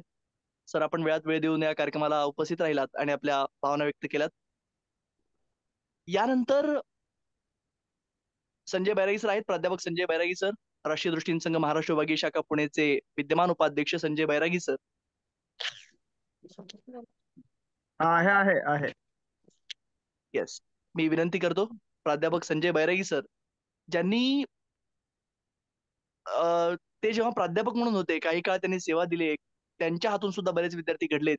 मुळात अंध व्यक्तीकडे समाजाचा पाहण्याचा जो दृष्टिकोन आहे, तो दृष्टिकोन बदलण्यासाठी, नकारात्मकतेचं रूपांतर सकारात्मकतेत करण्यासाठी ज्यांनी कोसो मैल म्हणजे बरीच पायपीट केली आहे, बऱ्याच नाना तऱ्हेच्या संघर्षांना, आव्हानांना तोडवून संधीची पायवाट शोधून त्यांनी सुद्धा त्यांची प्रतिभा झळकवली आहे, असे आदरणीय संजय बैरागी सर यांना विनंती करतो की त्यांनी त्यांच्या स्वानुभवावर आधारित आपलं मार्गदर्शनपर मनोगत व्यक्त करावं. गुरुवर्य संजय बैरागी सर. धन्यवाद रियाज. खर तर सर्वप्रथम तुला अंतःकरणापासून धन्यवाद द्यावे लागतील.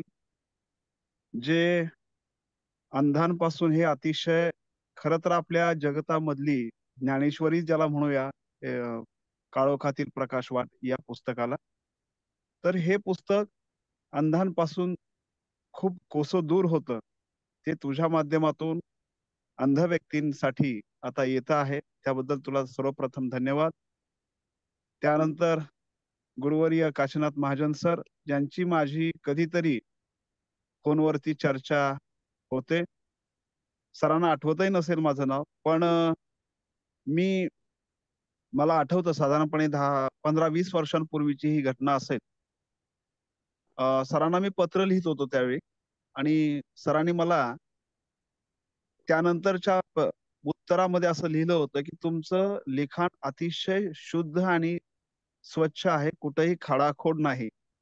मला त्यांची ती पोचपावती म्हणजे सर्टिफिकेट जे आहे ते आजही आठवतं आणि मला आनंद वाटतो, थोडंसं बरं वाटतं. त्यानंतर आमचे गुरुवर्य दुसरे प्रकाश द्रष्णाळे सर, डी.पी. जाधव सर जे महासचिव आहेत, संजय गोडेराव सर, योगेश चौधरी सर, सर्वांचीच नावं घेणं थोडंसं अवघड आहे, कारण वेळ त्याच्यामध्ये खूप जातो. त्या सर्व अन्यमान्य गण्य व्यक्ती आणि महत्वाच्या ज्यांनी हा सोहळा घडवून आणला ते रियाज, आणि ज्यांनी प्रत्यक्षात आणला त्या प्राची मॅडम, यांना मी वंदन करतो आणि थोडक्यामध्ये मी माझं मनोगत व्यक्त करतो. मला जेव्हा असं माझी नोकरी गेली, जी तासिका बेसिक वगैरे होती, आता पुढे काय करायचं हा माझ्या पुढे मोठा प्रश्न होता. आणि मग मी असं ठरवलं की आपण असं काहीतरी करायला पाहिजे की शैक्षणिक क्षेत्रापासून लांब नाही जायला पाहिजे. मग मी हळूहळू आत्मविश्वासावर बोलायला लागलो. मी काय करायचो, शाळा कॉलेजमध्ये जायचो, त्यांना विचारायचो, मुख्याध्यापकांना प्राचार्यांना भेटायचो. त्याच्यामध्ये अनेक चांगले अनुभव आले, वाईटही आले, नाही असं नाही. पण चांगल्यामुळेच आज संजय बैरागी उभा आहे हे निश्चितपणाने सांगावं लागणार आहे. आणि एकदाचा तर प्रसंग सांगतो. मी एकाला विचारलं, अमुक अमुक शाळेचे मुख्याध्यापक कुठे येतो, त्यांच्या गेटवर. तर त्या माणसाने मला हाताला धरलं, चला मी ऑफिस दाखवतो म्हणाले. हाताला धरलं, नेलं, मला खुर्चीवर बसवलं आणि समोर बसून सांगितलं, चला मीच बोलतोय मुख्याध्यापक, बोला तुम्ही. म्हणजे असेही प्रसंग झाले. किंवा माझ्या अंगावरती, मी त्या शाळेमध्ये थांबू नये म्हणून अंगावरती कुत्री लावली, असेही प्रसंग घडले. पण या सगळ्यामधून मी एक निश्चित शिकलो की संघर्ष हा अटळ आहे आणि तो केला पाहिजे. आणि मला एक सगळ्यात महत्वाची गोष्ट सांगायची, रडत बसलो तरी जीवन जगायचंय, आणि हसत हसत हसत मी सगळे वार जर झेलले तरी जीवन जगायचंय. पण पण रडत बसून माझं बीपी, माझा वेळ, मला म्हणजे दुःखाला कवटाळणं, या गोष्टी घेऊन बसण्यापेक्षा आनंदानं जीवन जगेन हे मी लोकांना सांगत गेलो. लोकांना ते पटलं. 2 डोळे नसणारा संजय बैरागी जर तुम्हाला सांगत असेल उभा राहा, हे लोकांना पटत होतं. आणि त्या माध्यमातून आज मला वाटतं मी माझ्याबद्दल एवढं बोलणं ठीक आहे. याच्यापेक्षा जास्त बोलणं योग्य नाही. पण एक मी झेप घेणारच हा कार्यक्रम मी करत होतो. अगदी 2017, 18, 20 पर्यंत करत होतो, म्हणजे कोरोना येईपर्यंत. त्यानंतर मी तो कार्यक्रम करत नाही आता. कुणी सांगतही नाही आणि मी करतही नाही. पण योग आला तर निश्चितपणाने करू आपण. पण मी काशीनाथ महाजन सरांच्या ह्या पुस्तकाबद्दल ऐकून होतो. आज सर हा मैलाचा दगड ठरेल तुमचं पुस्तक. म्हणजे ते आधीच आलेलं आहे, प्रकाशित झालेलं आहे. पण खऱ्या अर्थाने त्याचा प्रकाशन सोहळा आज आहे, असं मी मानतो. कारण एक आहे की ते माझ्या हाती येणार, अंध माणसाच्या हाती येणार म्हटल्यानंतर माझ्यासाठी हा प्रकाशन सोहळाच आहे. आणि त्याचे करते धरते आमचे रियाज. खरं तर हा हरहुन्नरी पोरगा. काही सांगा तुम्ही त्याला, तो जरा उशिरा करतो काम, पण निश्चित करतो. आता उशिरा तुम्ही म्हणाल उशिरा करतो का सांगितलं? नाही, त्याच्याकडे अनेक जबाबदाऱ्या आहेत, अनेक गोष्टी आहेत. घरच्यापासून ते माझ्यासारख्या काही व्यक्तींना तो मानतो. मग गायकवाड सर असतील किंवा अन्य सगळे ह्या सगळ्यांच्यासाठी पण तो काही ना काही करत असतो. आणि मग सगळ्यांनाच वेळ देणं त्याला अशक्य होतं. आणि ते आम्ही मानतो, काही हरकत नाही.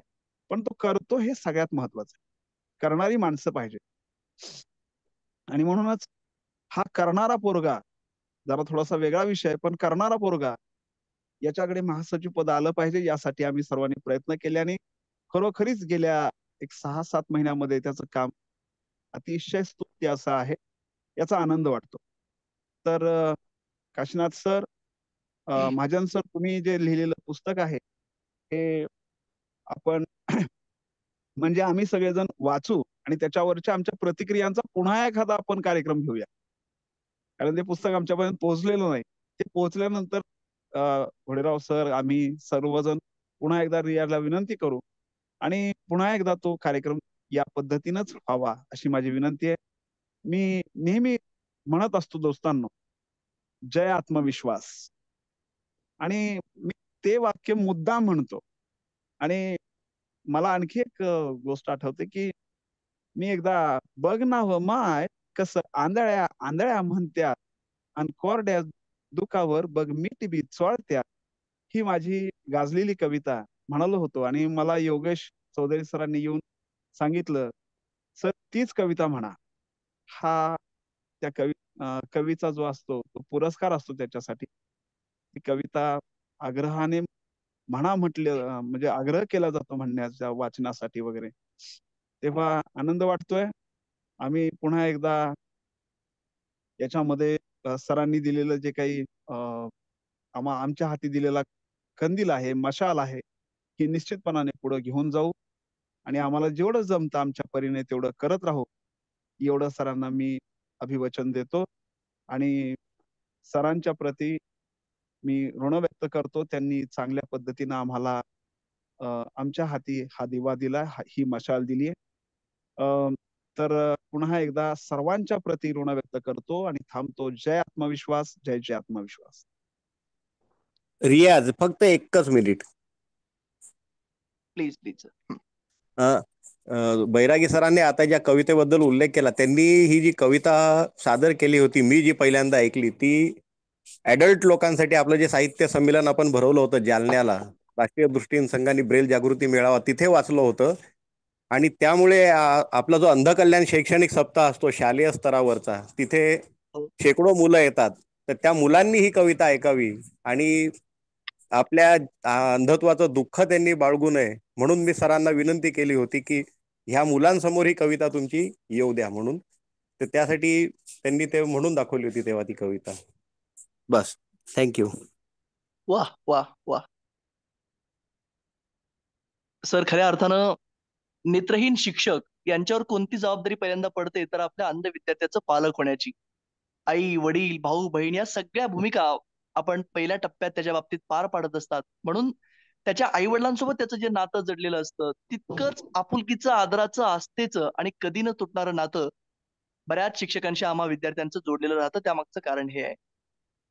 बैरागी सरांना ऐकत असताना, त्यांनी त्यांचा अनुभव सांगत असताना एक गोष्ट लक्षात आली, की समाजात वावरत असताना संघर्षाचे कडू घोट पचवल्याशिवाय संधी आणि सन्मानाच्या व्यासपीठावर आपण अमृत प्राशन करू शकत नाही. साहित्यिक आणि कवी कशाचा भुकेला असतो, याबद्दल मला एक प्रसंग सांगायला आवडेल. म्हणजे भूक माणसाला कशाची असावी, जी कायमस्वरूपी अतृप्त राहते.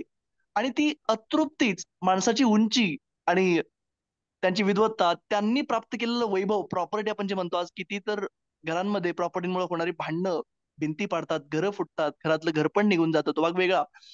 मी ना एक छोटा प्रसंग सांगेन, पुढे आपण Kashinath Mahajan sir, D P Jadhav साहेब या सगळ्या दिग्गज मंडळींना ऐकणार आहोत. मी फक्त 1.5 मिनिटात तो प्रसंग सांगतो, शक्यतो त्याच्या आधीच उरकण्याचा प्रयत्न करतो. डॉक्टर APJ अब्दुल कलामांचे डॉक्टर गुरुराज करजगी म्हणून 15 वर्ष कन्नड भाषा अनुवादक होते.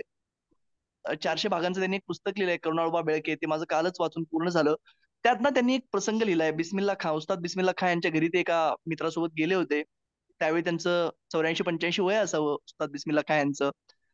ते जेव्हा त्यांच्याशी संवाद साधत होते, गुरुराज करजगी सर, तेव्हा त्यांनी विचारलं, की तुमच्या आयुष्यातला अत्यंत अविस्मरणीय क्षण कोणता, आणि आज ताग्यात तुम्ही कोणाची कोणती भेटवस्तू जपून ठेवली असेल तर ती भेटवस्तू कोणती. उस्ताद बिस्मिल्ला खान सरांच्या चेहऱ्यावरचा तेज वाढला, त्यांच्या शरीरातलं, म्हणजे त्यावेळी जे नसलेलं त्राण जाणवत होतं, त्या त्राण नसण्याचं रूपांतर प्रचंड उत्साहात आलं. आणि त्यांनी गुरुराज करजगी सरांना त्यांच्या घरी जे लॉकर आहे त्या लॉकर जवळ नेलं. त्या लॉकर मधून कॅरी बॅग काढली. त्या कॅरी बॅगेत त्यांनी एक कोट ठेवलेला होता. तो कोट काढला. प्रकाश बाहेर जो आहे, सूर्यप्रकाश, त्या तिथं त्यांनी नेलं तो कोट. आणि गुरुराज सरांना सांगता येते, हे बघ, हे बघ, इथं इथं खांद्याच्या बाजूला, हे बघ इथं एका कार्यक्रमात महात्मा गांधीजींना मी हे ऐकवलेलं होतं, आणि महात्मा गांधीजींनी इथं माझ्या खांद्यावर या बाजूला हात ठेवला होता, इथं हात ठेवून सांगितलं होतं, तुझं भविष्य उज्ज्वल आहे. म्हणजे एखाद्या आपल्या खांद्याच्या बाजूला कोटच्या ठिकाणी महान व्यक्तीचा झालेला स्पर्श सुद्धा भारतरत्नापेक्षा मोठा असतो. ती जपून ठेवण्यासारखी अमूल्य ठेव असते. हे जिथून स्फुरत ती माती म्हणजे साहित्यिकांना जन्म देणारी माती. यामुळे मी साहित्याला मानतो. साहित्य हा कायमस्वरूपी टिकणारा श्वास आहे, विश्वास आहे. यानंतर मी विनंती करतो गुरुवर्य काशीनाथ महाजन सरांना, मी खरं तर तुम्हा सर्वांना विनंती करेन, मंडळींना, मान्यवर तथा रसिक श्रोत्यांना, की याचं जे श्रेय मला देत आहे हे खरंच माझं नाहीये. हे श्रेय जातं ते गुरुवर्य काशीनाथ महाजन सरांना, ज्यांनी आत्मचरित्र लिहून आपल्या अंध विद्यार्थ्यांना विद्यार्थी दशेपासून युवा अवस्था, तदनंतर आपण नोकरीला असताना कशा पद्धतीने वागावं, ह्या सगळ्या गोष्टींचे धडे पेरणारं आत्मचरित्र लिहिलं. आणि हे आत्मचरित्र ज्यांनी वाचून आपल्यापर्यंत सुश्राव्य आवाजात पोहोचवलं, त्या प्राची मॅडमना मी फक्त आणि फक्त इकडचं पुस्तक तिकडं पोहोचवणारा पोस्टमन झालो, एवढीच काय ती माझी भूमिका आहे. तर यानंतर मी गुरुवर्य काशीनाथ महाजन सरांना विनंती करतो, की त्यांना आत्मचरित्र लिहिण्यामागची प्रेरणा कुठून मिळाली, आत्मचरित्र लिहिताना व लिहून झाल्यानंतर वाचकांच्या प्राप्त झालेल्या प्रतिक्रियांबद्दलचे अनुभव जे आहेत, त्याबद्दल त्यांनी आपलं मनोगत व्यक्त करावं. माननीय श्री काशीनाथ महाजन सर, आजच्या कार्यक्रमाचे सत्कार मूर्ती. आवाज येतोय माझा? Yes. रियाज, आवाज येतोय? येस सर, अगदी ठणठणीत येतोय. नमस्कार मित्रांनो. मी मित्र मुद्दामून म्हटलं, जसं बापाचा जोडा जर मुलगा वापरायला लागला तर त्याला मुलगा न म्हणता बाप मित्र म्हणायला पाहिजे, बापाने मित्र म्हणायला पाहिजे. आणि याच अर्थाने आज सर्वच माझे विद्यार्थी आणि विद्यार्थ्यांचे विद्यार्थी हे माझ्यापेक्षाही चांगलं कार्य या समाजात करतायत.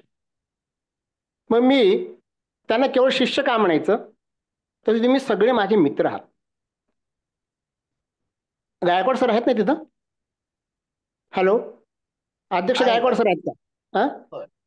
हा, कारण त्यांचं काही चावू लागले नाही तर आहे. हा हा, आजचे कार्यक्रमाचे अध्यक्ष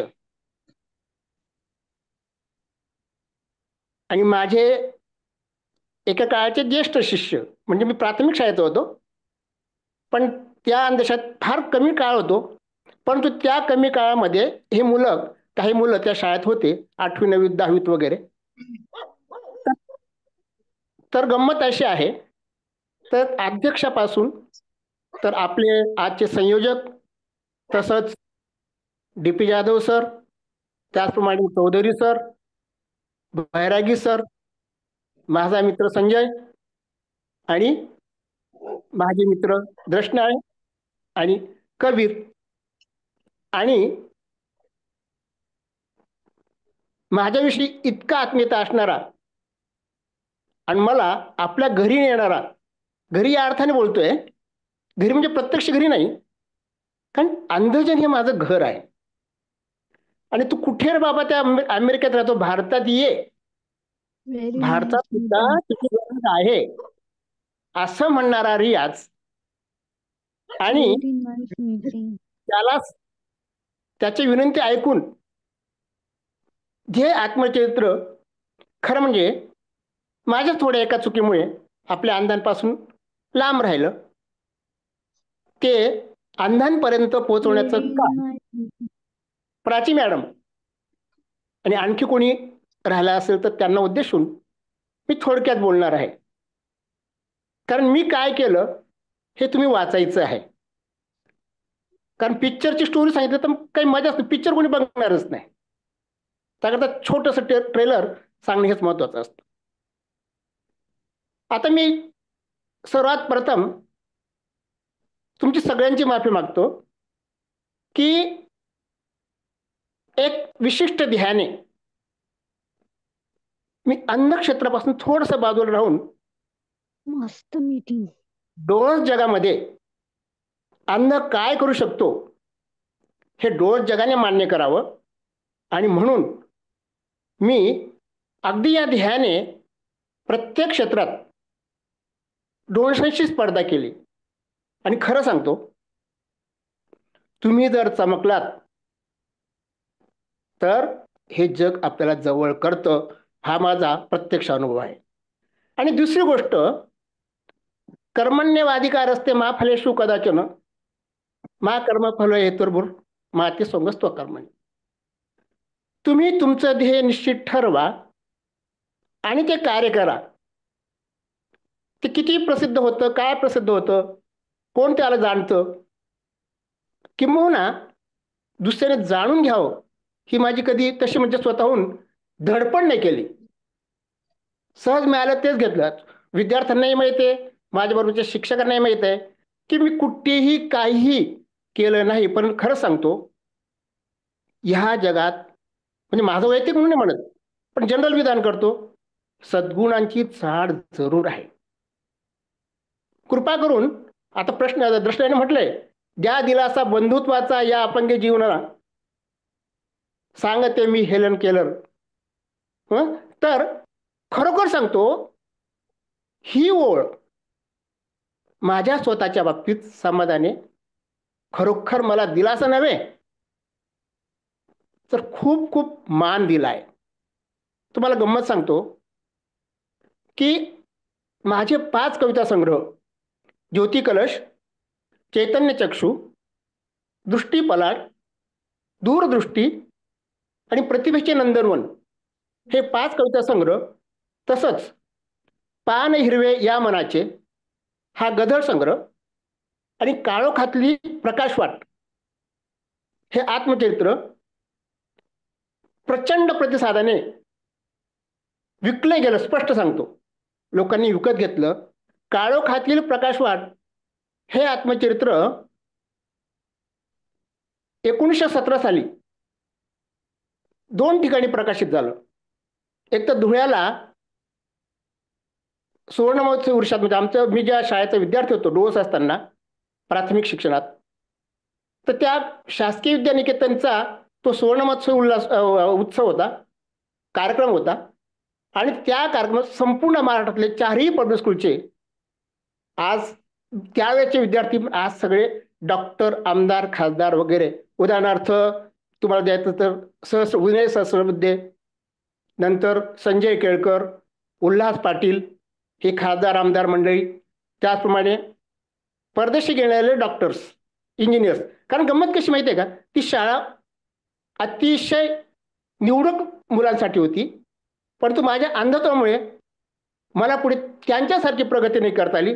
पण माझं ध्येय हेच होतं, माझे गुरुबंधू, माझे वर्गमित्र जर त्या क्षेत्रात प्रगती करत असेल तर मी माझा अंधत्व आड येऊ देणार नाही. आणि मीही डोळस समाजात निश्चितच काही ना काही करून दाखवेल. आणि त्या ध्येयाने मी थोडंसं आपल्यापासून बाजूला झालो. हे 7 पुस्तक आपल्यापर्यंत पोहोचले नाहीत, याबद्दल दिलगिरी व्यक्त करतो. पण खरोखर सांगतो, डोळस समाजाने ते डोक्यावर उचलून धरलेले आहेत. आज खरं म्हणजे साधारण मला जे आदर्श शिक्षकाचे पुरस्कार मिळाले किंवा जे जे काही खूप मिळालं, त्याच्यासाठी धडपड करणं ही गोष्ट माझ्या शब्दकोशात नाही. तसंच पुढारी पण किंवा राजकीय पण मला जमलं नाही.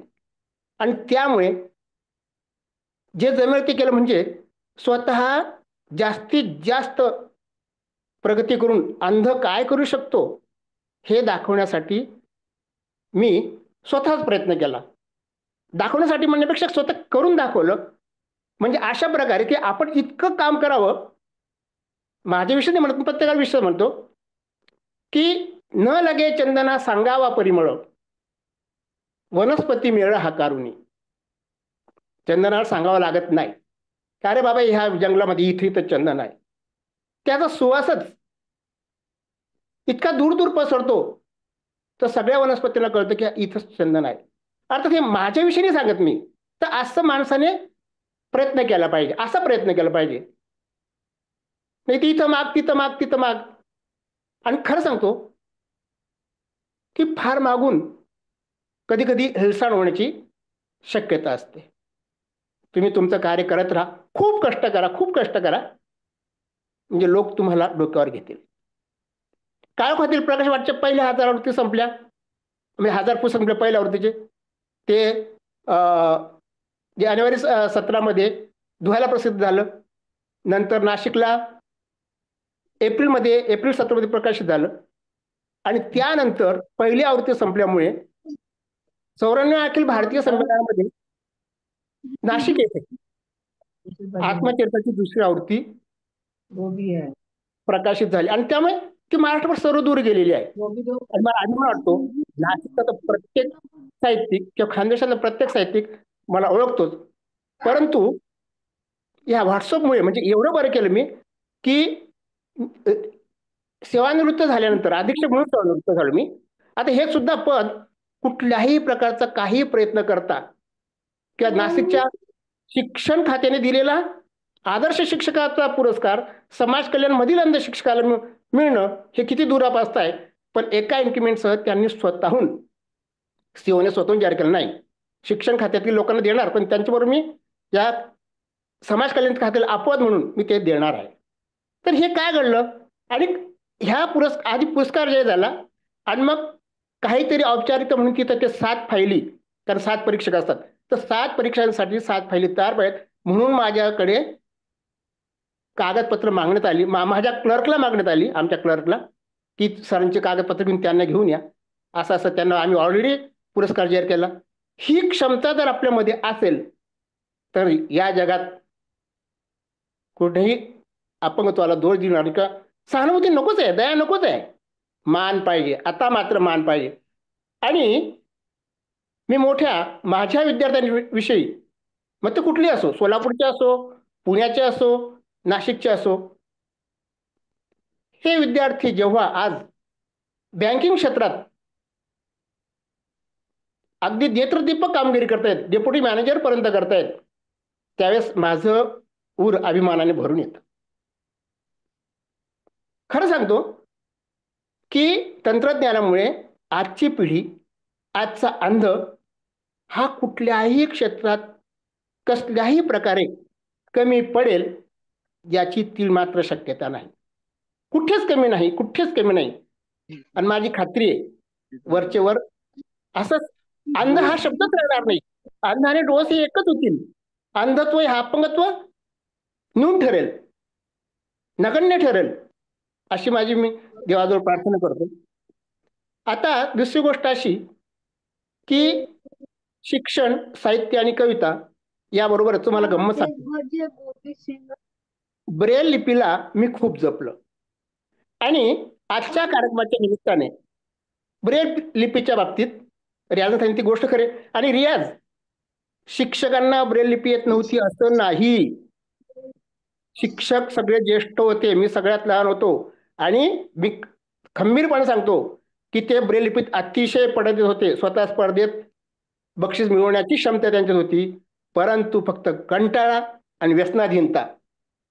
आणि खरं म्हणजे त्यांच्याकडेही दोष नाही.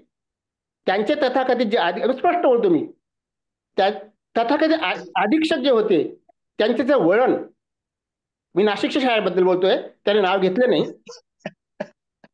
बरं का, गायकवाड सर, नाशिकच्या अंधशाळेबद्दल बोलतो मी. जेव्हा आलो ना सर 99ला, फक्त डोळस निकालपत्रक, ब्रेल कागद कुठे. आणि तुम्हाला माहिती आहे वैभवचं काय झालं, वैभवचं माहित. आणि मला मी ती ऐकून होतो, कारण मी 99ला आलो, ती गोष्ट काही 96-97 घडली आणि मला या गोष्टींची अतिशय चिड होती. आणि त्यावेळेस पराये साहेब होते, तुम्ही वाचालच त्यामुळे मी जास्त सांगत नाही, फक्त स्पष्ट का बोलतो, कुठली तरी शाळा काय कशासाठी हे प्रवृत्ती नष्ट झाली पाहिजे. तुम्ही शिक्षक आहात, मी तर म्हणतो शाळा हे आपलं मंदिर आहे आणि त्यातला देव कोण आहे, विद्यार्थी आहेत. आणि आपण कोण आहोत, पुजारी आहोत. आणि त्यांना शिकवणं ही पूजा आहे. हा भाव ज्या शिक्षकाच्या मनात नसेल तो शिक्षक नाही, तो बिगारी कामगार मी समजेल, पाट्या टाकणारा बिगारी कामगार. नका तसं नका करू. मुलांमध्ये भांडण लावू नका. आता एक गंमत सांगतो, तो प्रसंग मी लिहिलेला नाही आहे त्याच्यात. गायकवाड सर ऐकताय ना? हॅलो, म्यूट केलंय का त्यांनी? ऐकतोय सर. हा, मी ज्यावेळेस चौरे सरांची सोलापूरला बदली झाली आणि फक्त 4 महिन्यासाठी ज्यावेळेस नाशिकला आलो, त्यावेळेस जुनी बिल्डिंग होती, गौरव बिल्डिंग होती, शाळेची बिल्डिंग वेगळी होती, वसतिगृहाची बिल्डिंग वेगळी होती. आणि वाईट गोष्ट म्हणजे त्यावेळेस भानगड नव्हती. ते मुलं जायचे, टिळे, राजाराम वगैरे वगैरे जे काय त्यावेळेस जे असतील ते, तर त्यांना त्याची फारशी सोय नव्हती तिथं. आता जसे रिसोर्स टीचर वगैरे वगैरे आहेत, मोबाईल टीचर वगैरे आहेत, तसं नव्हतं.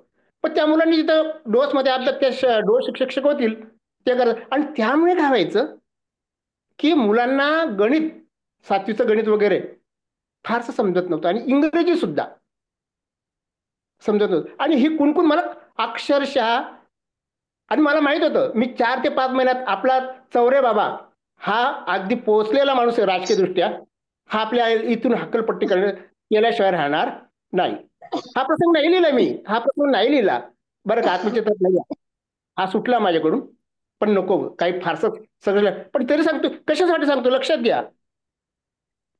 गुजरकर साहेब त्यावेळेस मला कळलं, म्हटलं गुजरकर साहेब त्या मुलांना गणिताची गरज आहे, त्यांना इंग्रजीची गरज आहे. इथे 4 शिक्षक आहेत, राठी सर होते, नंतर तुमचे मला वाटतं करंदीकर सर तर डोळस होते, आणखी 1-2 शिक्षक मला वाटतं केदारे सर होते त्यावेळेस इथं. तर म्हटलं का आम्ही जरी प्राथमिक शिक्षक असलो तर त्या मुलांविषयी आमचं काहीच कर्तव्य नाही, का जाऊ देत नाही तुम्ही? मला कळलं तुम्ही जाऊ देत नाही तिकडे. गुजरकर सर म्हणा, अहो सर शिक्षक लय काड्या घालतात, मुलांना फितवतात. म्हटलं ते मला माहित नाही, ते मला माहित नाही. माझ्या विद्यार्थ्यांसाठी मला तुम्ही परवानगी द्या आणि तुम्ही माझ्यावर कम्प्लीट वास ठेवा. माझ्याकडून असल्या घाणेरड्या गोष्टी होणार नाहीत. तुमचं राजकारण, तुमचे काय ते भ्रष्टाचार तुम्ही तिकडे करा. मला फक्त माझे विद्यार्थी दिसतात शाळेमध्ये. मी कुठल्याही शाळेत कुठल्याही भानगडीत पडलेलो नाही. माझा विद्यार्थी आणि मी, सोलापूर पासून तर अगदी कुडाळपर्यंत, कारण मी विद्यार्थ्यांचा शिक्षक आहे, मी विद्यार्थ्यांचा अधीक्षक आहे. खूप वाईट अनुभव आले काही ठिकाणी. पण एक सांगतो प्रकाश, चांगल्या गोष्टीसाठी माणसाने घाबरू नये. आणि दुसरी गोष्ट सांगतो, मला प्रत्येक ठिकाणी अधीक्षकांचं सुद्धा सन्माननीय सहकार्य मिळालेलं आहे. तर त्यामुळे अजूनही तुम्हाला मी उमेद देतो, धडाडीने शिकवा. विद्यार्थी आपला प्राण समजा. तर बघा आपल्या अंध क्षेत्रात कशी प्रगती होते. आणखी मी एक खंत व्यक्त करतो या निमित्ताने. थोडंसं अवघड असलं की माणसं टाळतात. खरं म्हणजे चाळीसगावच्या शिक्षकांनी, चौधरी सर, प्रताप सर, नंतर ते आपल्या अमरावतीचे देशमुख सर, यांनी एवढं कष्ट करून ब्रेल कॉन्स्ट्रक्शन तयार केलं. अरे थोडी जर मेहनत घेतली असती तर तुम्हाला शिक्षकांनी सहज आली असती. सुरुवातीला कुठली गोष्ट चढत जाते, परंतु काही शिक्षकांनी तक्रार केली, नाही नाही नाही त्यामुळे काही शिकवता येत नाही, काही बंद केलं. परंतु एक सांगतो, आज मी ब्रेल कॉन्स्ट्रक्शन वापरतो मराठी. आणि त्यामुळे माझे जे वैयक्तिक कविता वगैरे असतात त्या दुसऱ्यांना नाही वाचतात, पण मला वाचता येतात ना. पण ते गेली, ते Braille construction, Marathi Braille construction लयाला गेलं. तसं नको व्हायला पाहिजे. तर अशा प्रकारे आज खरोखर मी आधीच दिलगिरी व्यक्त केली, परंतु परत त्याच याने असं झालं की कोणीतरी रियाज तांबोळी येतो आहे. त्याची माझी खरं म्हणजे पहिली ओळख तशी नाशिकच्या संमेलनातच झाली. आणि विशेष म्हणजे गायकवाड सर आणि आमचा अजय जाधव काहीतरी सोलापूरला तुमचं काहीतरी फेडरेशनचं काहीतरी संमेलन का अधिवेशन होतं की अध्यक्षकाची निवड होती वाटतं कबीरची. आणि त्यावेळेस मग त्यांनी सांगितलं, अजयने सांगितलं वगैरे वगैरे, असं मला कबीर वगैरे भेटले, असं असं तसं. म्हणजे अलीकडे तसं संपर्क. आणि दृष्टाने म्हणतो ते बरोबर आहे. आणि दृष्टाने पण कधी माझा हे फोन विचारला नाही, कारण तो माझा खूप आवडता विद्यार्थी होता, संतोष झाला. आणि सगळेच आवडते विद्यार्थी तसं म्हटलं तर. पण दृष्टाने असं विसरू नकोस बरं का बाळा. तर ब्रेल कॉन्स्ट्रक्शनच्या बाबतीत आता कितपत जमेल कुणास ठाऊक, आता ती राहिली की नाही याचाही प्रश्न आहे. तर ह्या काही गोष्टी आहेत. म्हणजे मी आज जे बोलतोय ना, मी माझ्या आत्मचरित्रासाठी नाहीच बोलत. मला संधी दिली तुम्ही लोकांनी. आणि मित्रांनो, जसं या शिक्षकांच्या बाबतीत वगैरे मी प्रेरणा देतोय. मी कोणावरही टीका किंवा कोणाला कमी लेखत नाही. आणि मी फार दीडशाना आहे असं मी म्हणणार. मी मन मोकळं बोलतोय दादांनो बरं का. याच्यात कुठलाही प्रकारचा ग नाही. तर अशा प्रकारे सगळ्यात छोटं रियाज तांबोळी येतात काय किंवा येतो काय, कबीर बरोबर असतो काय, विचारतो काय की सर तुमचं आत्मचित्र मग हा असं तसं. म्हटलं हो बाबा डोस लागतो, पण अंधांपर्यंत काही पोचलं नाही. कारण तर कोणाकडे मागणी करायची, काय करायची हे मला काही माहीत नाही. तर कमाल आहे की त्या दोघांनी आणि प्राचिताईंकडे धाव घेतली. प्राचिताई पण प्रसन्न झाल्या आणि तो प्रसाद आपल्या सगळ्यांपर्यंत पोहोचवला. तर मला तर मी आत्मविश्वास सांगतो, जे माझे काव्य संग्रह आहेत आणि गझल संग्रह आहे, गझल लिहिली तुम्ही, तर त्यांचे यथावकाश जर मुलांपर्यंत ऑडिओ स्वरूपात किंवा कुठल्याही स्वरूपात जर पोहोचवता येईल तर खरोखर तुमचे माझ्यावर उपकार होतील. कारण माझ्या अंधबांधवांपर्यंत ते पोहोचणार. मी किती मोठं हे महत्वाचं नाही, पण जे काही आहे ते त्यांच्यापर्यंत पोहोचू द्या. झालेली चूक दुरुस्त करतो आणि ते पोहोचवा. पुस्तकं कोणाच्या पत्त्यावर पाठवायचं त्यावर मी पाठवून देईन. आणि यथावकाश करा, घाई नाही, आग्रही नाही, विनंती आहे. तर मला वाटतं बाकीचं पुस्तक तुम्ही वाचलंच. परत एकदा रियाजचं, प्राचिताईचं आणि सगळ्यांचं मी आभार मानतो, सगळ्यांना धन्यवाद देतो. मला आपले जे जाधव साहेब आहेत आणि गायकवाड साहेब आहेत यांचं मनोगत किंवा अध्यक्ष भाषण ऐकण्याची खूप उत्सुकता आहे. आणि म्हणून मला वाटतं जास्तच बोललो का, थांबवतो. खूप खूप धन्यवाद गुरुजी. आपल्याला ऐकत असताना हे भाषण नव्हतं, हे गुरुकृपेनं न्हावून निघालेलं पितृप्रेमातनं मातृहृदयाने साधला गेलेला संवाद होता. प्रत्येक वाक्य अत्यंत बोलकं होतं, मनात घर करणारं, हृदयात सदैव अजरामर राहणारं हे वाक्य होतं. आपण जे अनुभव सांगितले, म्हणजे विद्यार्थ्याला प्राण समजणारे आपल्यासारखे शिक्षक अंधशाळांमध्ये आहेत, आपल्या अंध शिक्षण पद्धती आणि शिक्षण आणि व्यवस्थेत एक एक आहेत, एक म्हणून आपले रियाज शिक्षण रियाज व्यवस्थित.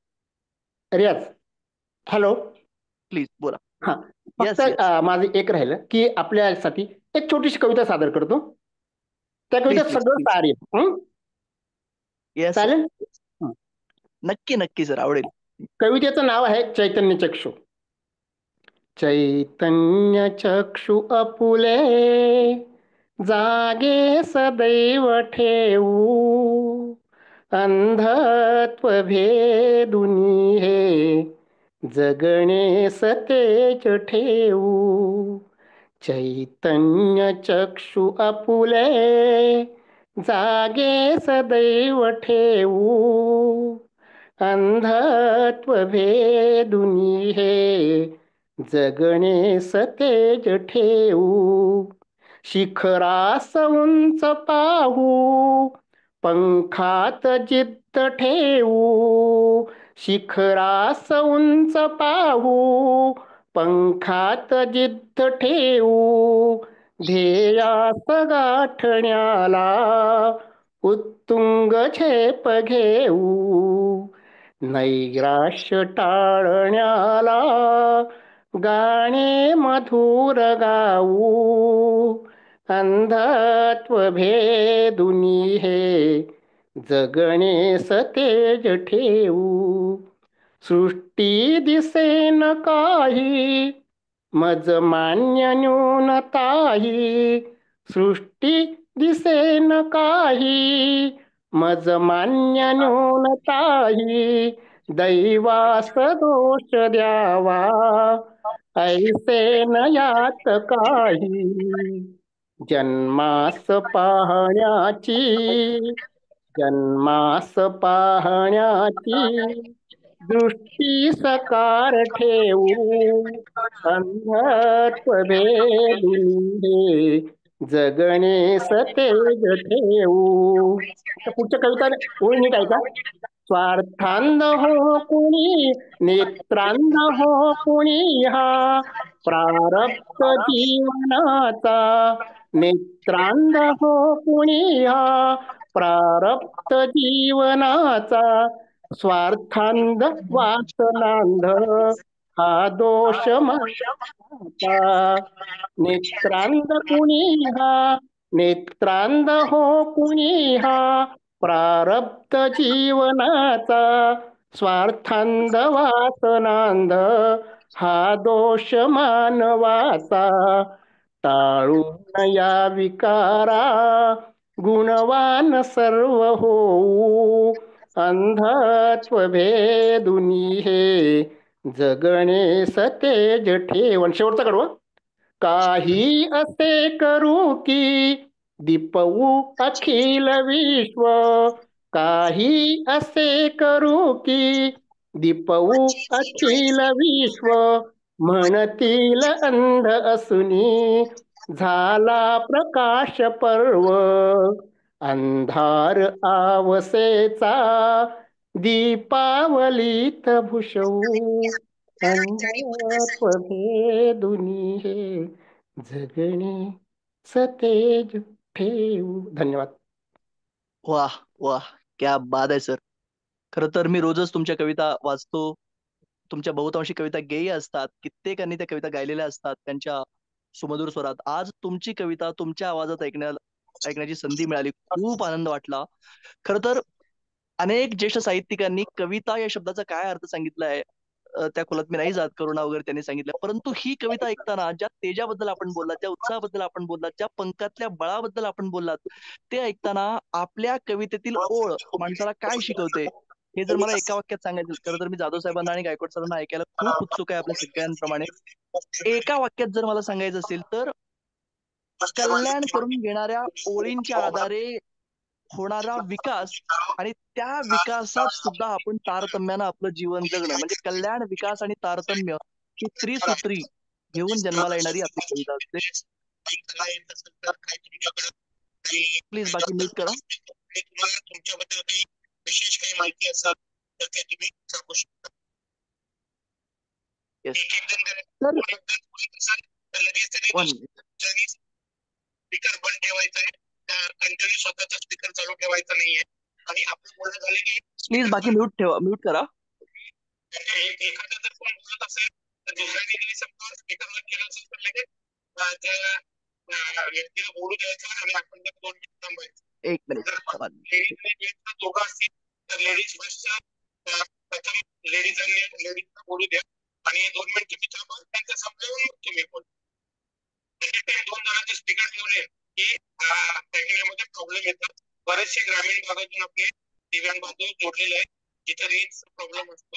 तर सर्वजण एकदम स्पीकर चालू केले तर त्यांना ऐकू येईल. बरेच लोक कर्णबधीर वगैरे आहेत. प्राची मॅडम कोणाचं mute? Yes please.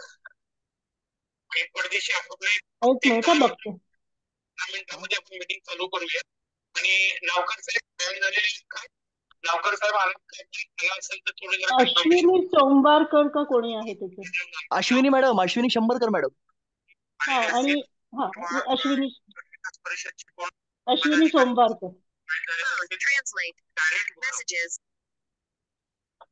Me join झालोय म्हणजे मला लक्षात येईल कोण जॉईन झालेला आहे. अश्विनी मॅडम म्यूट करा प्लीज.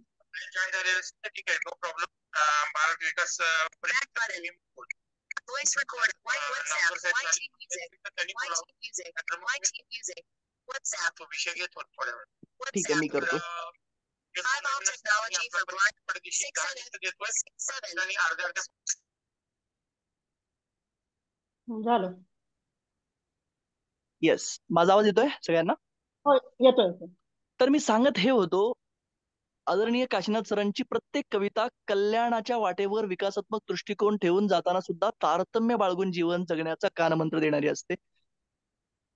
यानंतर राष्ट्रीय दृष्टीन संघ महाराष्ट्राचे विद्यमान महासचिव, ज्येष्ठ साहित्यिक, जे अंध व्यक्तींचं साहित्य डोळस समाजापर्यंत डोळसपणे पोहोचवण्यासाठी, त्या डोळस वाचकांपर्यंत पोहोचवण्यासोबतच अंध सगळ्या विद्यार्थी वाचकांपर्यंत घरोघरी आता ब्रेल त्रैमासिक जागृती जाता आपण बघतो, दिवाळी अंक सुद्धा ब्रेलमध्ये छापतात. तर खऱ्या अर्थानं साहित्याकडं डोळसपणे बघणारा सजग आणि संवेदनशील साहित्यिक, अनुभवसंपन्न समृद्ध व्यक्तिमत्व म्हणून आपण ज्यांना जाणतो, ओळखतो, जे संघाच्या कामासाठी बाहेर प्रवासात आहेत तरी सुद्धा, म्हणजे प्रवासात असताना सुद्धा साहित्यिक सोहळ्याच्या सहवासात राहणं जे पसंत करतात, असे आदरणीय डी.पी. जाधव साहेबांना विनंती करतो की त्यांनी आपलं अनमोल मनोगत व्यक्त करावं. माननीय श्री डी.पी. जाधव साहेब.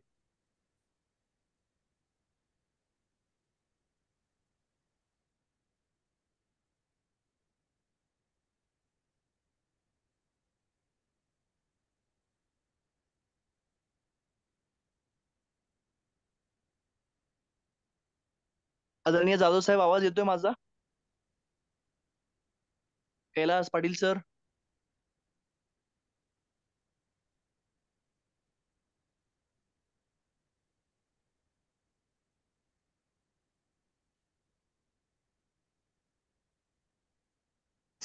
Hello hello. जाधव साहेब म्यूट आहे का? नाही, जाधव साहेब दिसत नाही पार्टिसिपंट्स मध्ये. नाही, ते यांच्या कट झालेले आहे. कट झालेले आहे. लेफ्ट जॉईन दाखवतो त्यांचं. कट झालेले आहेत. 1-2 मिनिटात मी कॉन्टॅक्ट करतो आणि मग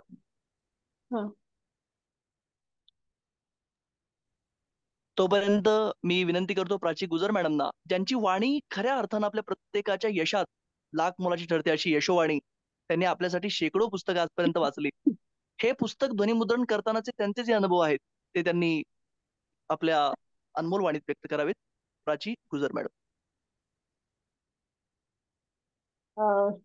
सर्व सन्माननीय सर, खूप मोठे मोठे लोक आहेत या मीटिंगला. सर्वांना मी आधी नमस्कार करते.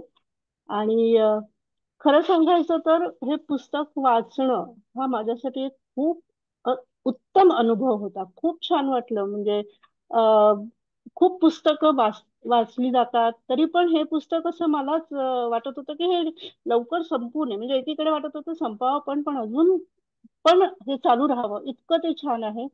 आणि सरांचं जे एकंदर आयुष्याचा जो प्रवास आहे, तर सिनेमाच्या स्टोरी वाचते असं वाटत होतं. म्हणजे सिनेमामध्ये दाखवतात ना की अडचणींवर अडचणी असतात आणि त्या कशा निभावतात, कशा पुढे जातात, त्याच्यातून कसा माणूस पुढे जातो. तर त्या सिनेमामध्ये बघताना असं वाटतं हा हा सिनेमा आहे, पण हे पुस्तक वाचताना अक्षरशः अंगावर काटा येत होता की हा सिनेमा नाही आहे, प्रत्यक्ष आयुष्य एक माणूस जगला आहे. आणि नुसता जगला नाही आहे, तर इतकं पुढे आलेलं आहे, इतकी प्रगती केलेली आहे, इतकी सक्षमता दाखवली आहे आणि आज कुठल्या कुठे सर पोहोचलेले आहेत. आज डोळ्यासांमध्ये सुद्धा त्यांनी मानाचं स्थान मिळवलेलं आहे. बुद्धिमत्ता तर आहेच, पण त्याच्याबरोबर त्यांची मेहनत आणि जिद्द ही मात्र अगदी प्रत्येक वाक्यात जाणवत होती. आणि हे तुम्हाला आता पुस्तक जेव्हा तुम्ही वाचाल तेव्हा नक्कीच कळेल. त्यामुळे पुस्तक वाचन हा माझ्यासाठी एक म्हणजे हे एकंदरच हे यशोवाणीचा प्रवास हा माझ्यासाठी खूप छान प्रवास असतो. खूप छान वाचन होतं त्या निमित्ताने. पण हे पुस्तक म्हणजे एक सुवर्ण कळस होता त्याच्यावरचा असं म्हटलं तरी चालेल. इतकं छान पुस्तक मला वाचायला मिळालं. त्याबद्दल रियाज तुझे मनापासून आभार. खरं म्हणजे तू तू म्हणायला नको तुला, कारण तू खूपच मोठा पदाधिकारी आहेस आणि मानाने पण मोठा आहेस, पण माझ्यासाठी तू विद्यार्थीच आहेस माझा. तर त्यामुळे अरे तुरेच येईल माझ्या तोंडून. पण तुझं पण खूप कौतुक की हे पुस्तक सगळ्यांना मिळावं, ही जी तुझी कळकळ होती, तर त्याच्याबद्दल तुला शाबासकी, कारण तुझ्यामुळे हे खरंच सगळ्यांपर्यंत पोहोचेल. माझे सगळेजण आभार मानतात, पण खरं काहीच जरूर नाही आहे. हा आमचा आनंद असतो. यशोवाणी, प्रत्येक यशोवाणी करायचा आनंद हे आमचं रेकॉर्डिंग असतं. त्यामुळे आमचे आभार खरंच मानू नका. आम्ही तुमचे आभार मानतो की इतकं छान छान आम्हाला वाचायला मिळतं, आमच्या हातून इतकं छान काम घडू शकतं. ते केवळ तुमच्यामुळे आहे. आणि अजून एका माणसाचा मला उल्लेख करायला इथे नक्कीच आवडेल, म्हणजे योगेश चौधरी. आ, आणि खरं सांगायचं तर योगेश माझा गुरु आहे बरं का. कारण जेव्हा लॅब मध्ये मी तो कोर्स करायला गेले होते तेव्हा योगेश शिकवायला यायचा. आणि तेव्हा मी त्याला योगेश सर असं म्हणायचे. खरं म्हणजे आता पण म्हटलं पाहिजे, पण नंतर आम्ही लॅब मध्ये मी जायला लागले आणि त्याच्यानंतर इतकी आमची दोस्ती झाली की त्याला अरे म्हणजे हो जाऊ म्हणणं माझ्या तोंडून निघणारच नाही. खूप छान दिवस होते माझे लॅब मधले. आणि खरं सांगायचं तर यशवाणी जी उभी राहिली आहे ना, ते माझ्या लॅबच्या दिवसांमुळे उभी राहिली.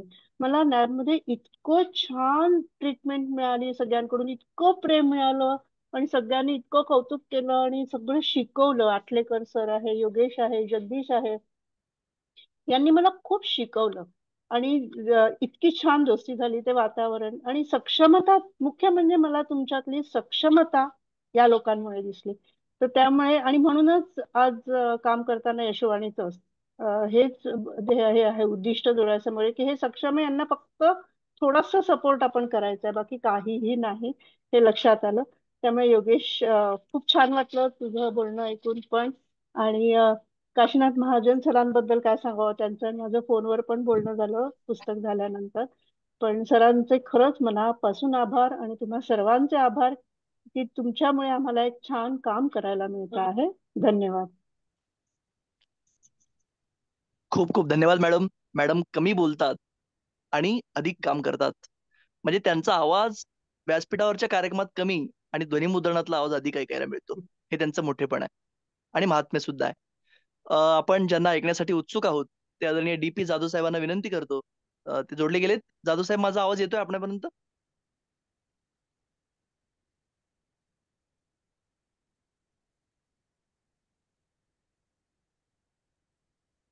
त्यांना काहीतरी तांत्रिक अडचण येते असं कळत होतं. नाही लोड नाही येस उडाले. येस. ओके, येतोय. पाटील सर, आवाज येतोय. येत आहे का? हा. द्या साहेबांना. सर्व प्रतिष्ठित मंडळी, विशेष करून ज्या प्राचीताईंचा आपण आता विचार ऐकलेत आणि प्रश्नच नाहीये, प्राचीताईंचं आता त्या सुपरिचित झालेत आपल्या क्षेत्रामध्ये. आणि काशीनाथ महाजन सरांच्या पुस्तकाबद्दल संजय गोडेरावजी बोलले की त्याचं ब्रेल रूपांतरण आपण केलं पाहिजे. मुळात प्रश्नच नाहीये त्यांचा. आता जर तुम्ही हा दिवाळी अंक वाचला ब्रेल मध्ये, तर त्याच्यामध्ये सुद्धा त्यांच्या पुस्तकाचा संदर्भ घेऊन एक लेख आपण दिलेला आहे. तर त्या पद्धतीने आपण ऑलरेडी त्या कामामध्ये सुरुवात, ते आपलं आद्य कर्तव्यच आहे की जे साहित्य उपलब्ध आहे चांगल्या दर्जाचं, व्यक्तींनी लिहिलेलं, निर्माण केलेलं, ते ब्रेल मध्ये रूपांतरित करण्याचं आपण म्हणजे तत्वतः घोषित केलेलं आहे. त्यामुळे ते काही विशेष असं नाहीये, ते करणार आपण आणि ते होणार. प्रश्न असा होता की सुरुवातीला दर्शनाळे सरांचं भाषण, मानेजींचं भाषण, सर्वच भाषणे ऐकल्यानंतर आणि स्वतः काशीनाथ सरांचं भाषण याच्यातून एकच म्हणजे लक्षात आलं की उत्तम शिक्षक जो म्हणजे आडामासाचा शिक्षक ज्याला म्हणतात, की जो फक्त शिक्षक म्हणून शिक्षक असतो, त्याला बाकीच्या गोष्टींमध्ये काही फारसं रहस्य नसतं, राजकारणाशी काही देणं घेणं नसतं, संस्थांमध्ये काय चालतं त्यात काही त्यांना देणं घेणं नसतं. त्यांचा जो मूळ पिंड आहे शिक्षक, आणि असे शिक्षक सुदैवाने आमच्याही वाट्याला आले. आमचे सूर्यवंशी गुरुजी आज जरी या जगात नसतील, नाहीयेत, पण मला वेळोवेळी जेव्हा जेव्हा त्यांची आठवण येते तेव्हा मी त्यांना मनापासून वंदन करतो. कारण ते तसेच शिक्षक होते जसे आज तुम्हा लोकांना काशीनाथ महाजन सर वाटतायत, किंवा उद्या दर्शनाळे सर हे आनंद कदम, प्रभाकर कदम, राजू शेळके या मंडळींना वाटतील. आणि अशा शिक्षकांचा सध्या तुटवडा आहे, हे दुर्दैव आहे.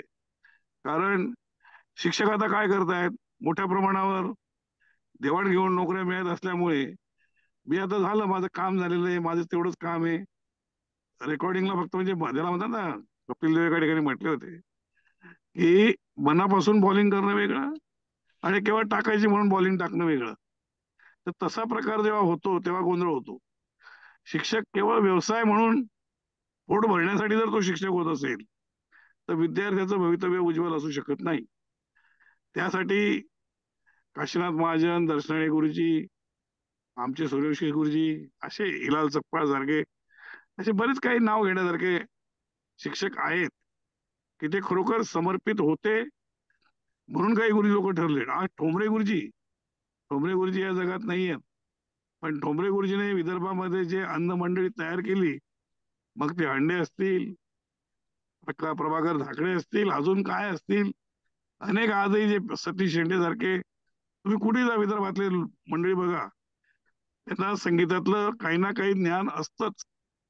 तर ही सगळी त्या त्या शिक्षकांची किमया आणि कमाल. तर हे एका शिक्षकाने लिहिलेलं उत्तम पुस्तक, आम्ही लिहिलं पुस्तक, ठीक आहे, आमची ओळख. आता आमच्या ओळखीमध्ये आणि शिक्षकाच्या ओळखीमध्ये फरक आहे. गायकवाड सर या सभेचे अध्यक्ष आहेत, त्यामुळे शिक्षकाचं काय बहाणा म्हणजे प्लस पॉइंट असतो तो त्यांनी मला चांगला शिकवलेला असल्यामुळे शिक्षकाची बरोबरी करणं काही आम्हाला शक्य नाहीये. परंतु एक उत्तम साहित्य क्षेत्रासाठी निर्माण झालं आणि सरांनी मनावर घेऊन ते पुस्तक लिहून काढलं, हे खूप चांगलं झालं. आणि प्राचीताईंनी ते मनापासून वाचलं, त्यामुळे ते अजूनच दुधात साखर पडल्यासारखं झालं. सगळ्यांनी हे पुस्तक वाचायचंय. ज्यांना ब्रेलमध्ये रुची आहे त्यांच्यासाठी आम्ही ब्रेल रूपांतरण करणारच आहोत. हा काशीनाथ महाजन सरांसाठी केलेला उपक्रम नसून हा आम्ही आमच्यासाठी करत असलेला उपक्रम आहे असं मी मानतो. आणि पुन्हा एकदा रियाज तांबोळी यांना मनापासून धन्यवाद देतो. कारण तेरे गली में मेरा क्या काम आहे तसं जर म्हटलं तर तेरे अंगणी में मेरा का काम, इतर योगेश चौधरी आणि हे एवढे मोठे मोठे तज्ज्ञ लोक, अभ्यासू लोक असताना आमच्यासारख्या माणसाला केवळ आम्ही महासचिव आहोत म्हणून हा मान मिळाला की काय माहित नाही. तसे आम्ही रितसर आता तसे ते कार्यवाहूच महासचिव आहोत. तरी पण साहित्यामध्ये मात्र मला रुची आहे.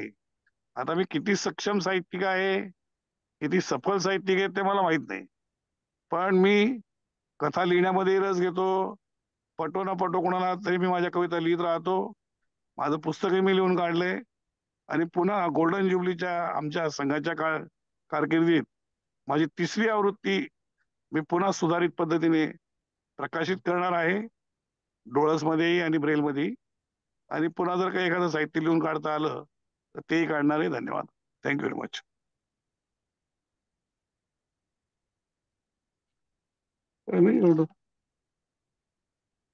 खूप खूप धन्यवाद साहेब. शॉर्ट बट स्वीट असं आपण मनोगत व्यक्त केलं. खरं तर आपल्याला निमंत्रण देण्यामागचा माझा जो मानस आहे तुम्हाला सांगायला आवडेल. मी कमीत कमी शब्दात सांगेन, आपण अनुभव संपन्न आणि समृद्ध साहित्यिक आहात. जसं आपण कथा लिहिण्याचा आपला छंद सांगितला, कथा, व्यथा आणि यशोगाथा या तिहेरीच्या अवतीभोवती आपण असतात. त्याच्यामुळे आज खऱ्या अर्थानं मी महासचिव आहात त्यामुळे तो सन्मान आहेच आहे, तो काय वाद नाही.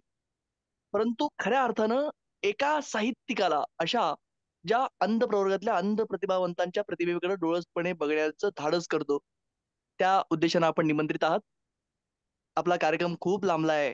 खरं तर मी विनंती करतोय, अध्यक्ष मनोगताकडे आपण येतोय. सगळ्यांच्या भावना आपल्याला ऐकतच राहाव्या असं वाटतं, पण वेळेची मर्यादा असते कार्यक्रम म्हटल्यानंतर. मी विनंती करतो, ज्ञान साधना बहुउद्देशीय विकास संस्थेचे अध्यक्ष आदरणीय राजाराम गायकवाड सर. खरं तर त्यांच्या मनोगताआधी एक 30 सेकंदात मी किस्सा सांगतो. मी महाजन सरांचं पुस्तक प्राची मॅडम पर्यंत पोहोचवण्यामागचा हेतू तर सांगितला. त्यामागची माझी जी तळमळ, इच्छा हे सगळं मी बोललोच. मी तिथनं थेट गायकवाड सरांकडे गेलो त्यांना भेटायला आणि सांगितलं, सर काय जरी झालं तरी पण ज्ञान साधनाच्या माध्यमातून या व्यासपीठावर आपला हा कार्यक्रम झाला पाहिजे. गुरुजींचं पुस्तक जेव्हा पूर्ण ध्वनिमुद्रित होईल तेव्हा हा कार्यक्रम आपण घडवून आणलाच पाहिजे. तेव्हा सरांनी माझी ही इच्छा पूर्ण केली, त्याबद्दल त्यांना धन्यवाद देतो आणि त्यांनी त्यांचं अध्यक्ष मनोगत व्यक्त करावं अशी त्यांना विनंती करतो. माननीय श्री राजाराम गायकवाड सर. सर्वांना नमस्कार. सर्वप्रथम आज आमचे गुरुवर्य काशीनाथ महाजन सर यांच्या निमित्ताने आज आपण हा कार्यक्रम आयोजित केलेला आहे. हा कार्यक्रम ज्ञान साधना बहुउद्देशीय विकास संस्था व यशोवाणी या संयुक्त संस्थांनी आयोजित केलेला आहे.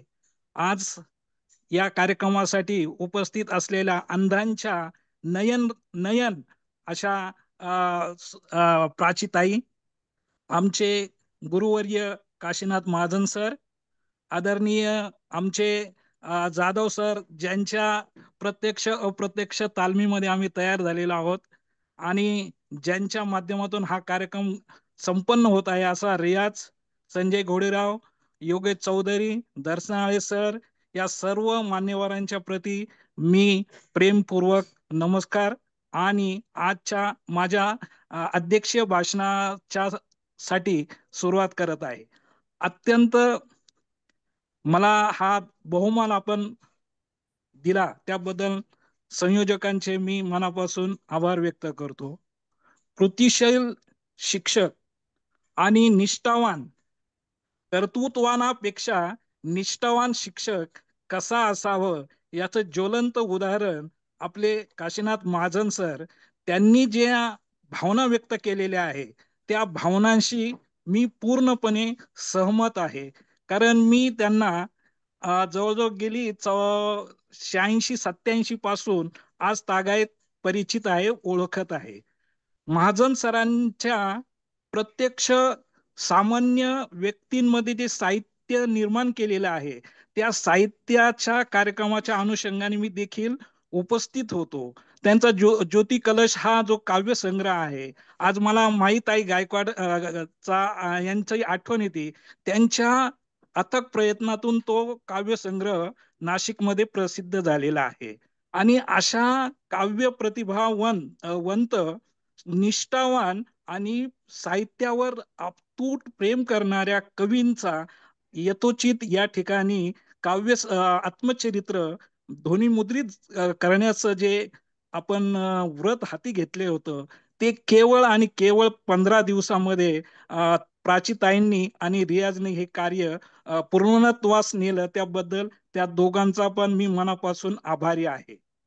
तसेच महाजन सरांनी ज्या भावना व्यक्त केलेल्या अंधशाळेच्या संदर्भामध्ये त्यांनी जे विद्यार्थी प्रतिभावान विद्यार्थी घडवलेले आहे त्यामध्ये आम्ही देखील आहोत. आणि अशा गुरुजनांच्या कार्यक्रमाचं अध्यक्षस्थान मला मिळावं हे मी माझं भाग्य समजतो. आणि आज माझ्यावर अधिक जबाबदारी येऊन पडलेली आहे की मी साहित्यामध्ये थोडी कमी गुण आहे, परंतु साहित्याचा एक चाहता आहे. साहित्य हे समाज परिवर्तन करणारे एक माध्यम आहे आणि प्रबोधन करणं आणि समाजामधील रूढी परंपरा यावर आघात करून समाज निकोप कसा तयार होईल यासाठी साहित्यिकांचं आणि कवींचं अनन्यसाधारण महत्व आहे. आणि ते महत्व डोळस समाजाच्या बरोबरीने अंध समाजामधील देखील ज्या रूढी परंपरा, जे अंधविश्वास आहे ते दूर करण्याचं काम या साहित्यिकांनी करावं अशी अपेक्षा व्यक्त करतो. कारण आज आपण अंध आहोत, पण आपले विचार हे डोळस प्रवृत्तीने, डोळस भावनेतून जर व्यक्त केले आणि समाजामध्ये परिवर्तन घडवून आणण्यासाठी जर काही प्रयत्न केले गेले तर हा कार्यक्रम अत्यंत उपयुक्त आणि फलदायी होऊ शकेल. अंध बांधवांच्या कलागुणांना वाव देण्यासाठी महाजन सरांनी अनेक काव्य आणि स्वागत गीत, जसं दर्शन सरांनी सांगितलं तसंच अंधशाळेमध्ये आभार गीत वगैरे हे त्यांचं फार प्रसिद्ध झालेलं आहे. आणि ते आभार गीत ऐकल्यावर महाजन सरांची आठवण आल्याशिवाय राहत नाही.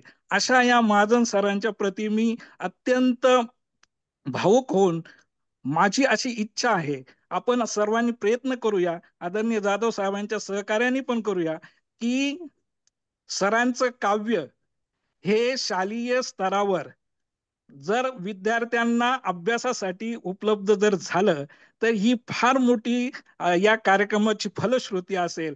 त्यासाठी मी स्वतः प्रयत्न, ज्ञान साधनाच्या वतीने पण प्रयत्न करेल आणि राष्ट्रीय दृष्टी संघाच्या वतीने पण आपण प्रयत्न करू की शालेय स्तरावर सरांचं काव्य, कविता हे पाठ्यपुस्तकामध्ये जर आला तर सर्व समस्त समाजासाठी तो एक आदर्श वत कार्य होईल असा आशावाद व्यक्त करतो. आणि या ठिकाणी मला अध्यक्षपद दिल्याबद्दल मी रियाज आणि सर्वांचं मनापासून आभार व्यक्त करतो. माझे विचार ऐकून घेतल्याबद्दल आपणा सर्वांना धन्यवाद देतो आणि माझे 2 शब्द थांबवतो.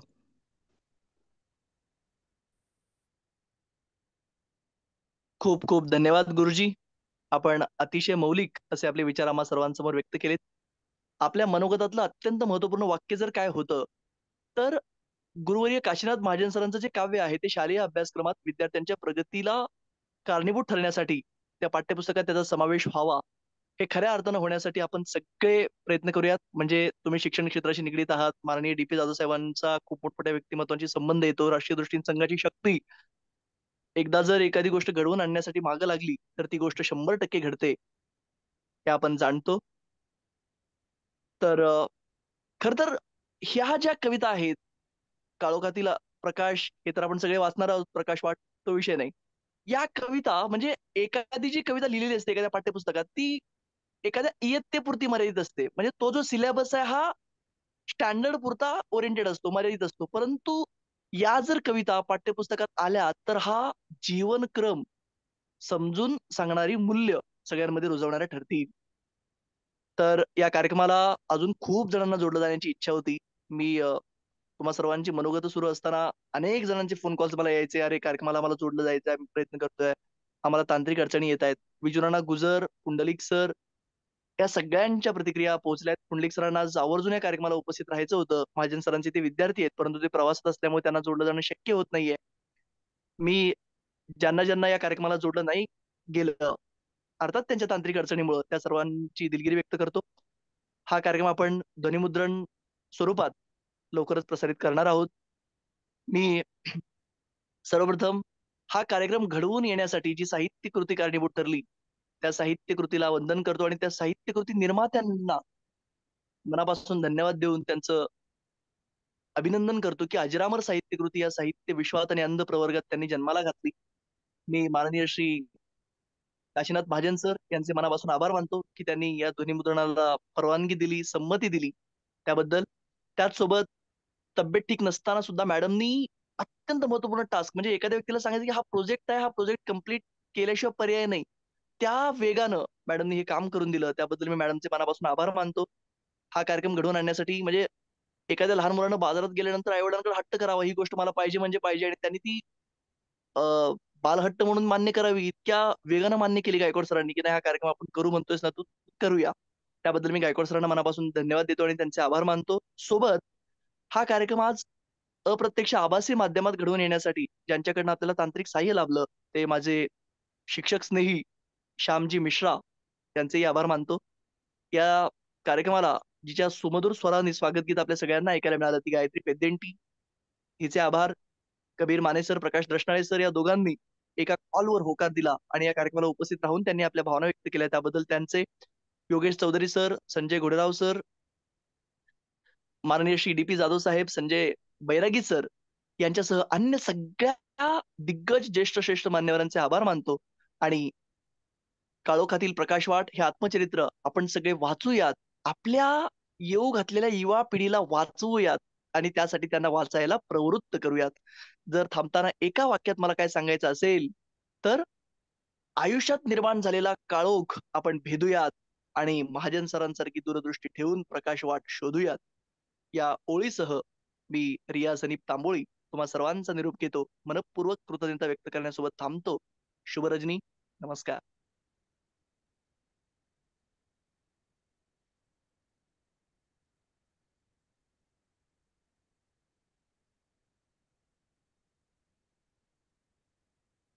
बोला काय.